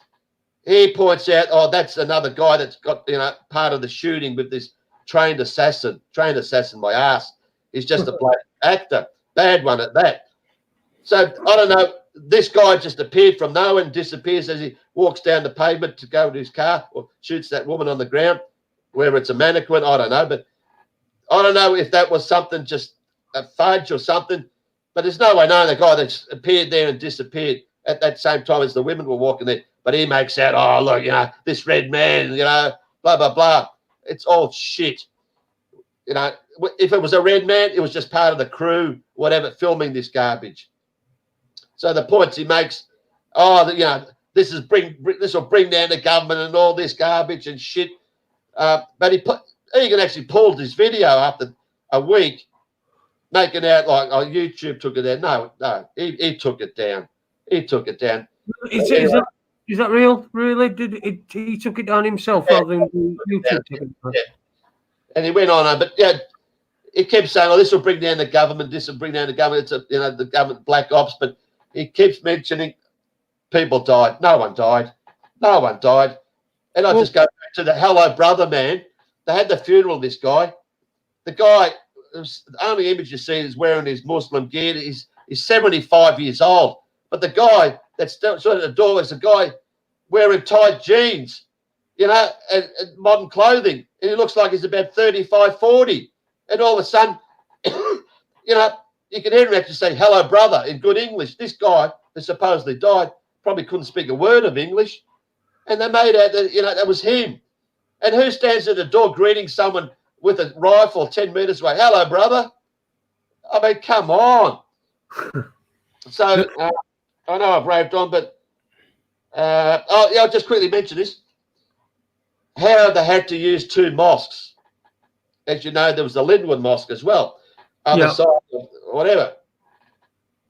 They had to make out because the whole thing, they had to make out that this event was live. They pretended he was on Facebook Live. They had that logo even live. Fake ass. Obviously, Facebook's all involved in this. But the guy was a nobody, Even if he was live, who's going to see it? He's probably got two followers, if that. And it's not like if someone makes a Facebook Live, even if you follow him, that you're instantly going to watch it. And, that's why they show this supposedly for a few minutes. Because they wanted to get out there. They wanted people to see this. But then they took it off saying, oh, you can't watch this. They had all this bullshit. Oh, if you put it back on, you're going to get 10 years in prison. So they know it was that bad that people are going to see through this like you cannot believe. Who was that? Who was he said something, didn't he? Subscribe to so-and-so. PewDiePie or some shit. It was just some garbage part of the script. Don't worry about that. I'll tell you, if you were a crazy gunman and you're blasting people, you'd sort of yell out some obscenities like, F yeah, you bastard, cop that. This guy never said a single word the whole time he's shooting, and yet he supposedly had some audio player playing some bullshit music. What's all that about, And you hear the audio as he's doing this, this moaning, sort of no one screaming or yelling, as they said in all the TV reports. There was screaming and people jumping out of windows and all this shit. Just this shit music. As soon as he gets to the car, just by chance, the Crazy World of Arthur Brown song Fire starts right at that time. You know, what a coincidence that is. Oh, when he actually, fiddles around with his supposed bullshit bombs. But he drives away. You see him driving. He goes through the crossing there, normal traffic. His cam stops. His cam stops after 17 minutes. Why is that? Because they don't want you to show that this is not on that day. They should have shown him going to Linwood Mosque. Not one bit of footage of this guy at Linwood Mosque, because it didn't happen. And how convenient Linwood Mosque is. It's a rundown bloody shed way down the back of the street where no one can see anything. They could say what they like. They had their bullshit actors in there. If you've seen the footage of someone's cell phone in there, of these bullshit actors, a guy standing up that says, oh, fuck, I better lay down, pretend I'm dead. Camera moves around, comes back. The guy gets up again and starts walking. I mean, what's that shit? Then he just happens to walk over the rifle that's laying there near the doorway and all this shit. Not one side of this guy, the bullshit story. You always have a hero in these events. This supposed guy, you've seen him. Oh, he chased him and he threw the shotgun through his windscreen and he ran off because he was scared of this guy, chasing him, and he chased him down the street and all this fucking bullshit. The big hero, that's what gets everyone. Oh, the hero saved all these lives. That was there to make it look like the first bit was done on the same day. But then the most laughable one is he got captured 5 or 6 minutes, I suppose, after leaving Linwood Mosque, going down the other way. Oh my freaking God! That would have been staged on that day, obviously. All you see is this car on a curb with its wheels spinning. Somehow, a cop car driving in the same street as him at 60 whatever kilometres or more somehow stops this car. Impossible, and not only stops it. It manages to stop it on the curb perfectly without doing somersaults or whatever. And it gets dragged out by these two cops who just happen to be there. There happen to be all these cops right at that time in New Zealand. Yeah, right. Not only that, we have two people filming this, driving past, one capturing this 100 metres before they actually get to that scene. Who in the right mind would be driving and filming something that's 100 metres away? Even if you saw a cop car, you wouldn't get your camera out while you're driving and film this. No, they had to show this somehow to make it look like this guy was arrested. And not just one footage, two pieces of footage, but of course we do not actually see any footage of the car being actually stopped. Just like in Burke Street, because it didn't happen. It was all fake. And to have these two hero coppers drag him out, and hey, come on. Anyway, I've gone on about it. Go watch my video. 12 hours, 1 hour a day, archive.org. 12 hours long. There was one thing you said, that somebody got shot by an AR-15 and got up. Got up? Yeah, like they'd been shot, but they were still running or whatever you said. No, initially, when he comes inside in the hallway, in the women's prayer rooms, there's a guy. It's clearly a guy, which Egan says is a woman, wearing jeans, whatever, skinny-looking guy. Clearly, bang, bang, bang, 4 times from 15, 20 feet. Clearly runs away, turns the corner. You don't see him fall down or anything. Like I said, not one. Show me one person that actually goes down like a bag of shit after being shot by an AR-15. There's another one. I tell you what, I've shot an AR-15, and I tell you what, if you get shot in the leg, you're not going to get up because they go through. Exactly, mate. I mean, but when they come out the other end, they're not in one piece. Yeah. These things shatter bone, and I mean, right at the start, when I said when he goes into the men's room, he looks to the left but doesn't shoot there. Then he goes to the right, and what you see is a guy just standing there, and he shoots him, I reckon, 6 times. You don't see him actually fall down because he turns the camera away conveniently because he's saying, come on, mate, you're supposed to fall down. Do your acting. He goes back to the left side, then comes back. Then you see this guy supposedly on the ground. Then he crawls around. Then they show him later. perfectly laying there in a different angle with his hands across his chest, like, and he's on his back. I mean, come on, you know. And there's nothing wrong with this guy. He's been shot 6 times at least by an AR-15, but you know, no bullets were fired.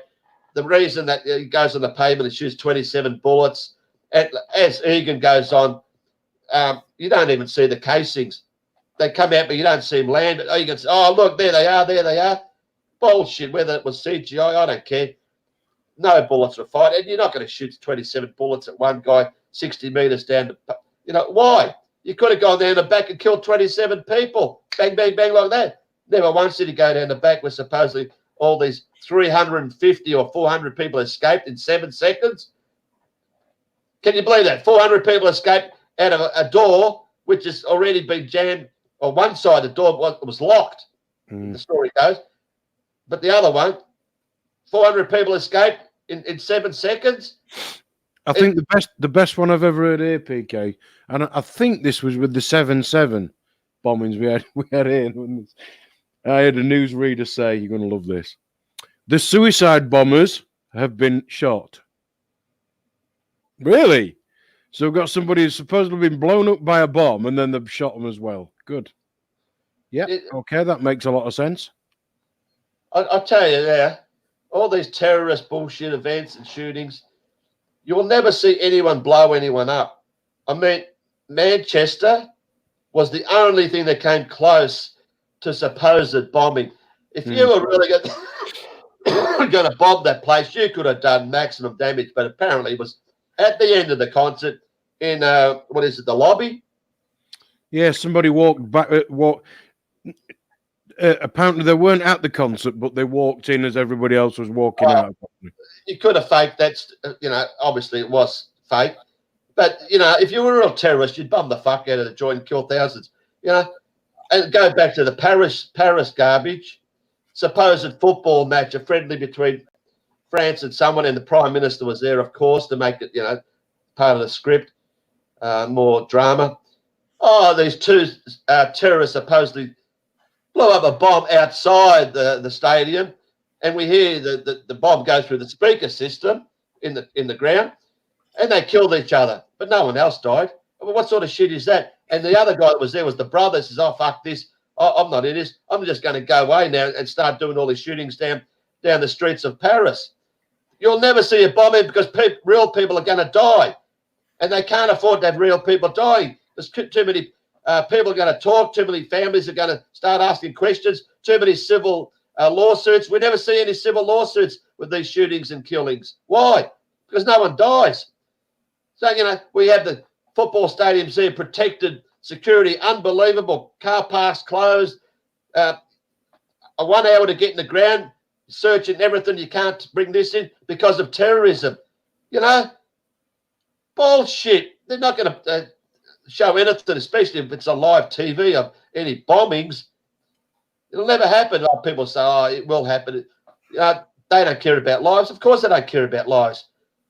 But it's too much of a risk to actually kill real people. Yeah, but people have got addicted to being scared. That's what it's about, mate. It's fear, fear. That's how they control us. Jason and I were talking last week, and that's what you said, isn't it, Jason? You know, it is. I think people really have, and it just makes them want to, I don't know, follow a leader, vote for the next one, and all the usual bullshit. Yeah, all right. Off that, I just want just quickly on the fire situation here. All right, well, let's just say. I just want to say hello to everyone who's in chat room because we had a chance tonight. you can talk quite a lot, Peekay. Good. Good. Hello to Tazzy, Misha as well, Nick GB, Apple Charlotte, Super Leads is in there as well. There's Denny's in as well. There's tons and tons of people having fun in the chat room. So thanks for joining us tonight. We've got Peekay on. We gave him a right to reply last week when we had Max Egan and Vinny Eastwood on, and he's very kindly taken up our offer and got up quite early to be able to be with us tonight. So sorry about that, Peekay. What did you want to get on to next? just quickly, the bushfire thing. Obviously, you guys there and all around the world, they've blown this up like you cannot believe. Like, you know, the whole country's on fire. You know, like unprecedented and all this. I don't know what your thoughts are on this global warming, climate change, but that's a big. It's bullshit. Yeah, it's a big issue of mine. I make videos about it, how they lied to us about, you know, the temperatures and averages and climate change and global warming and what. Getting the mini ice age conveniently.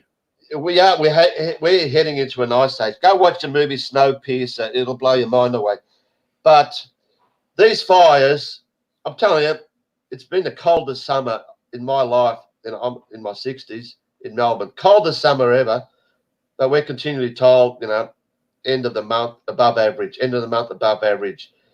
I'm a cricket umpire, and I've never known Saturdays to be so cold and miserable as they have. Even last Saturday, we couldn't play because it was drizzling. It was like a London, you know, drizzle all day in the middle of summer, for God's sake. When I was a kid, I can't even remember it raining when I played cricket. But the thing about it, these fires, we've had massive bushfires over the years. You know, go back 8 or 9 years, we had a Black Saturday where 173 people perished here in Victoria. And go back before that, there was another 80 odd killed in Black Friday. Then go back to the 1896, 453 people died. And if you relate that to the population now, you can multiply that by 10 to be 4,500 if you want to compare today. 4,500 people died. And Australia virtually burnt to a cinder. But now you got all these, you know, climate change idiots saying it's unprecedented, the worst fires in history. It's all to do with climate change, garbage. No, it's not. You know what? Even if the temperature goes up 1 degree, that's not going to change fucking anything. It's because they caused the drought with the controlling of the weather. They caused the drought. But that was only in one part of Australia up north. There's no droughts here in Victoria and near Sydney. But, yeah, so conditions were perfect, even though it hasn't even been that warm. All these fires started virtually at the same time. They were deliberately lit. You can guarantee that, just like the ones 8 years ago were. And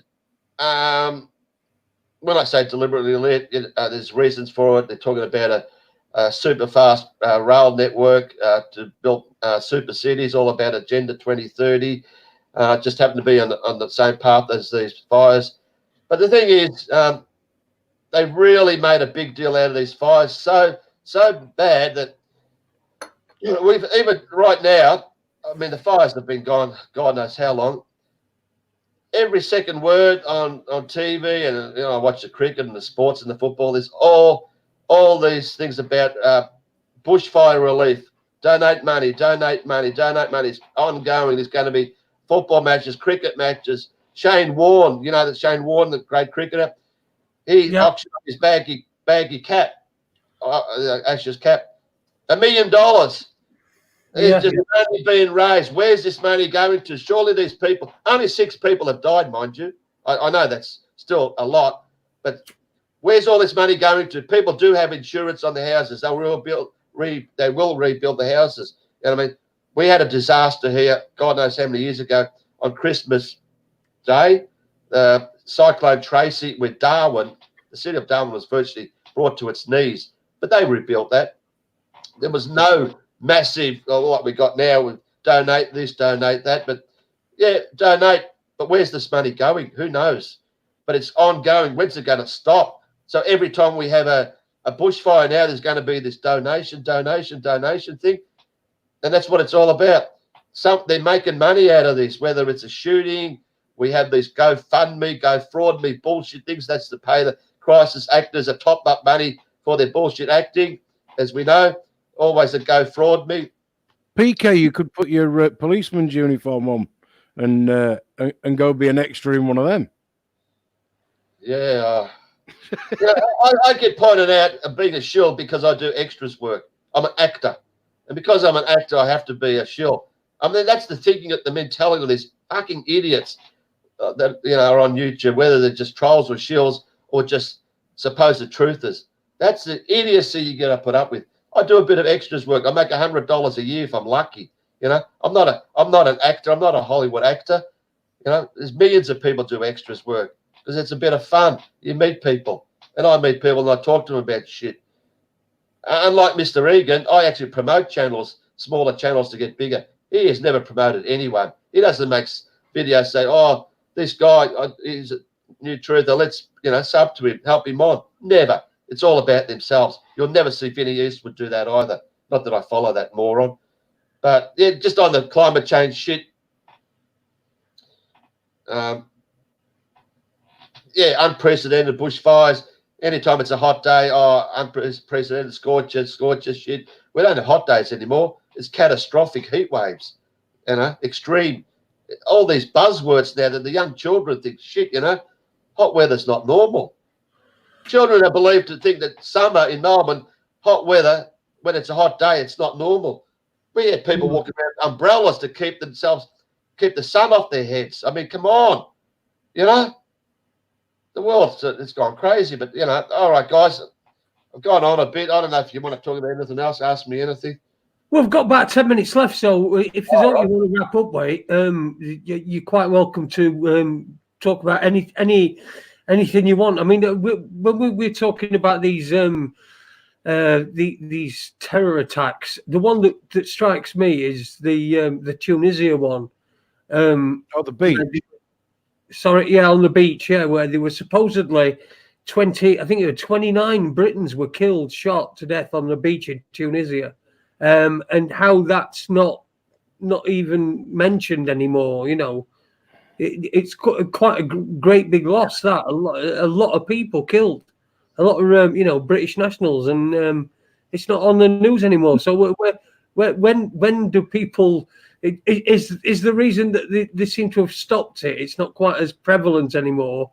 Do you think that's because people are waking up to it and realizing that it's just bollocks? People waking up to it? I doubt it very much. We'll never wake up to it. They got us by the balls, mate. They control the media, and people. If it's not on TV and the news, then people think it's bullshit. I can show them a video, even Christchurch. Sit down with them and watch it point by point. Nah, sorry, I didn't see that on the news. That's their mentality. I mean, just quickly, this ISIS bullshit. Supposedly ISIS went into Syria and Iraq. They took over a city, the second largest city in Iraq, Mosul, M-O-S-U-L. Mosul. 1.8 million people. They took it over.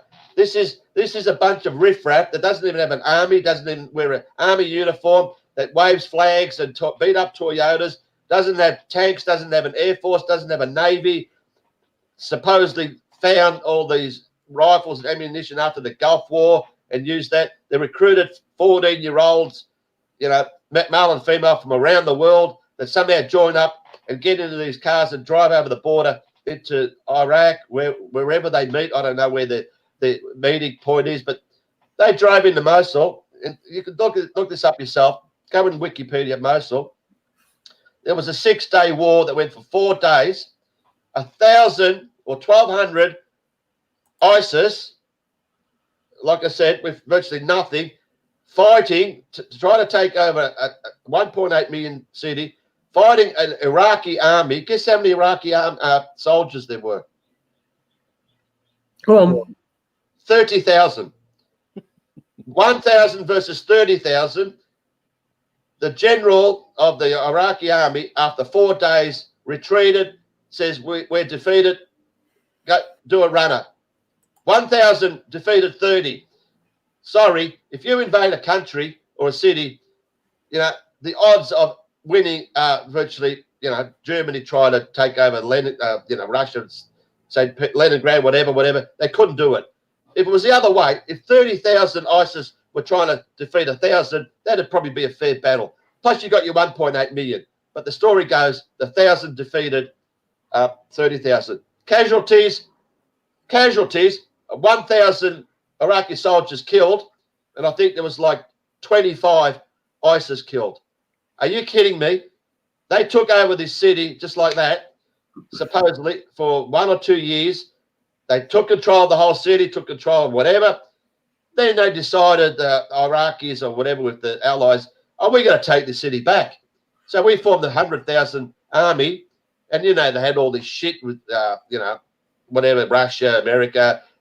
Australia sent 600 troops, 2 fighters at the cost of $1 million a day for the last 3 years to scratch their balls. They supposedly took over the city again, not a mention about it anywhere. It should have been the biggest news ever. ISIS was defeated. Never heard of it because it never existed. They make up these fake boogie leaders like Al Big Baghdadi, who supposedly got killed not long ago. Then they got the second in charge and all this shit. I mean, but yet, hang on, there's going to be revenge attacks around the world. That's how they use it. When Osama bullshit Laden got supposedly killed 10 years after he died from Morphone syndrome, revenge attacks. They just keep putting the fear into you. And so ISIS is still around. They've got little stabbings here in Melbourne. Terrorism. Every time there's an attack somewhere, the first thing you hear by the reporters, police say they think it's a terrorist attack, or they don't think it's a terrorist attack. I couldn't give a fuck if it's a terrorist attack. A stabbing is a stabbing. A shooting is a shooting. Why distinguish between the two? Because if it's a terrorism attack, you're going to get life in prison. If it's not a terrorist attack, you only get 10 years, because what is a terrorist? What is an extremist? If you talk about government lies, you are an extremist, a la terrorist. So you're going to get life in prison for saying it's bullshit. That's what it's going to lead to. So, yeah, check it out. Mosul, M-O-S-U-L. It's the most laughable thing you've ever heard. We've got about 3 minutes left, and I know this is probably not long enough for you to get really your teeth into it. But coronavirus, how are things your end? Are you okay? Look, I don't watch the news. I don't give a shit to be any of these viruses is bullshit. Go back to the swine flu. I was big on that. I did a lot of videos that talked about it. Absolute rubbish. I mean, who knows what's going on in China? It's all blown out of proportion. They all wear masks there anyway. No one's dying from it's only the common cold anyway. That's what it is. And more people die from tripping over each day than this bullshit coronavirus. It's all about fear. It's all about making money, vaccines, and all that shit. Just ignore it. Fucking ignore it. Live your lives. Ignore all this shit. Live your own lives.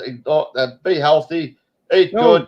Drink well. Don't listen to this shit that's coming out from the fucking bullshit, media.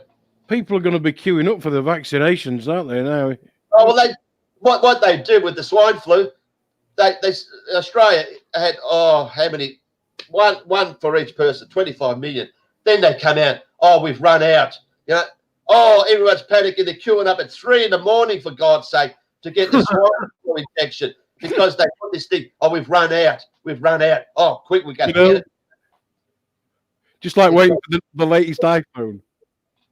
Yeah, exactly. Same thing. Unbelievable, isn't it? Anyway. Max has said, ask Peekay. I think we might be a bit late with this one, but he said, ask Peekay. I think he's where's that fucking gone? It's just disappeared off me. Is he still here? I haven't had a look at chat. Sorry.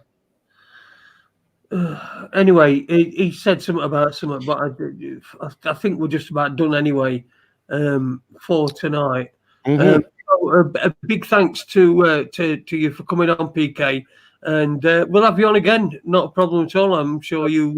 We'll have you on again. Certainly sounds like your opinions are almost as blunt as mine about most fucking subjects. No, just quickly, I'm not a shit stirrer. I'm not here to cause trouble.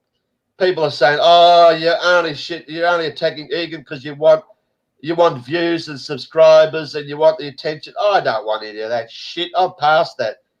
I gave up doing this when my main channel, Peekay Truth, and I said, that's it. But I'm just doing little things here and there. I can't put up videos about shootings and hoaxes and that. I just do subtle, things. I don't even put titles anymore. I don't even use the word hoax because you can't But this shit. If I want to attract subscribers from Egan, I'd suck up to him and get 206,000 of his followers to follow me. You'd think that's what I'd do if I had any brains. By attacking him, all I'm getting is all his 200,000 brain dead minions to attack me. Do you think I want that? No. I'm here, like he says, I'm not an auto hoaxer. I'm not here because I think I'm right. I'm wrong lots of times. I'm just a normal person who's got an opinion and just, state what I think. And if I believe that this guy's, saying the wrong thing, I'll say it. Yeah.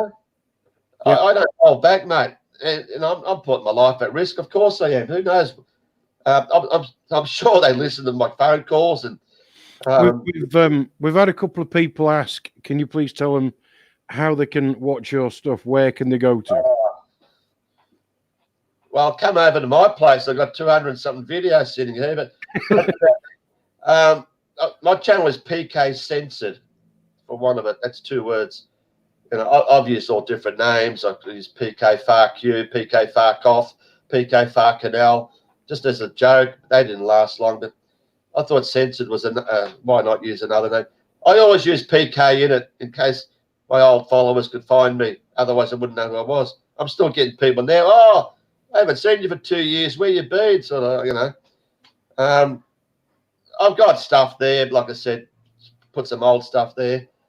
Nothing like it used to be. Nothing on Boston. Nothing on Burke Street. Nothing on Fort Lauderdale. Nothing on France, Paris. Nothing. I like to put it up there. I like to have my own website, but I haven't got into it. Is there anywhere that people can go? Is there an archive people can go to for that stuff? No, there isn't. A lot of my stuff's on 153 News or Net, whatever, which I never went on. There's someone there called PK that's putting my stuff there. Can you believe that 153 Net is banned in Australia? So I can't even get on there if I wanted to unless I use a VPN, which I don't. They forced Jason, who runs 153, all to do with the Christchurch thing, knowing that I was doing my stuff. I closed up Australia, if you don't mind. I mean, how bad is that? So there's stuff there. There's stuff all over the place, but, I don't know. There's one guy actually got 167 of my videos on YouTube, and he's virtually got 0 views, but he's put my stuff from years ago. I found that the other, not long ago. So, people should not only just me, if they like people's, content, videos, mirror it, put it on their own channel. Even if they're small, people are still going to find it if they do a search. Not these days. If you do a search for anything today, like Sandy Hook hoax, you don't see any hoax videos. It's no, they just turn your internet off. BBC, even if you Google it, the same thing. We're done. Christchurch calls was the big one. That was the big thing about Christchurch, just to finish off. That horrible, disgraceful, vile-looking Prime Minister got together with 14 countries and they created this Christchurch calls, virtually banning anyone that speaks anything about anything on social media. That was the big one. Christchurch was to censor us big time. So on that note, guys, well, thanks for having me on. I got to go breakfast, have a shower, get out, water my veggie patch. Yep, that's brilliant. Thanks very much for coming on. It's been a pleasure talking to you, and I'm sure AD feels the same. Yeah, I think it was just appropriate that we allowed Peekay to come on and have his rights to reply. And for all the people who asked us to do that, I hope we've done it justice. Just on that, guys, I don't want Mr. Egan and Eastwood coming back on the show next week to answer back to me. Oh, no. I'd like this to just end here. Yeah. Unless something really big happens. I don't want this as an ongoing debate because I'm sick of these two. They are phonies. And if people can't see that, well, do something about it. Listen, that's not going to happen anyway. We've done this before where we've had 2 different points of sides on, and that's that. This is, like you say, it's the end of it. If we have you on again, if you'll grace us with your presence again at some point in the future, we'll be talking about completely different things. So yeah, maybe Boston or something that might happen in the future, or let's hope not. But any other subject or PK, we find things are different across the other side of the world. So anytime there's something happening in Australia and you think people need to know about it, please get in touch and come on and tell us because we'd love to hear it. All right, guys. Okay, Thanks. then. Well, Thanks, guys, having me on, and everyone in chat. I'll go back and have a look at what's been said. But that's it. That's it. Thanks, guys. yep. Cheers then, PK. Well, thanks to everybody for in the chat room tonight, Drills and Chills, and adding Nuff as well, and Apple Charlotte keeping everybody in check. We'll not be with you tomorrow night because this is tomorrow night's show, and we've done it tonight. But we'll be back on Tuesday, and we've got. I'll tell you what you could do. You could put it out tomorrow night at 8 o'clock as a rerun. Yeah, I could do that, couldn't I? Put it on again, the recording. Yeah. So we'll be back on Tuesday with Andrew Johnson. So until then, I hope you all have a peaceful time up until that time, and a happy time as well. And we'll see you Tuesday. Take care. Ta-ra a bit. Oh, give us a thumbs up as well if you can. Yeehaw! We love them. And subscribe. Why?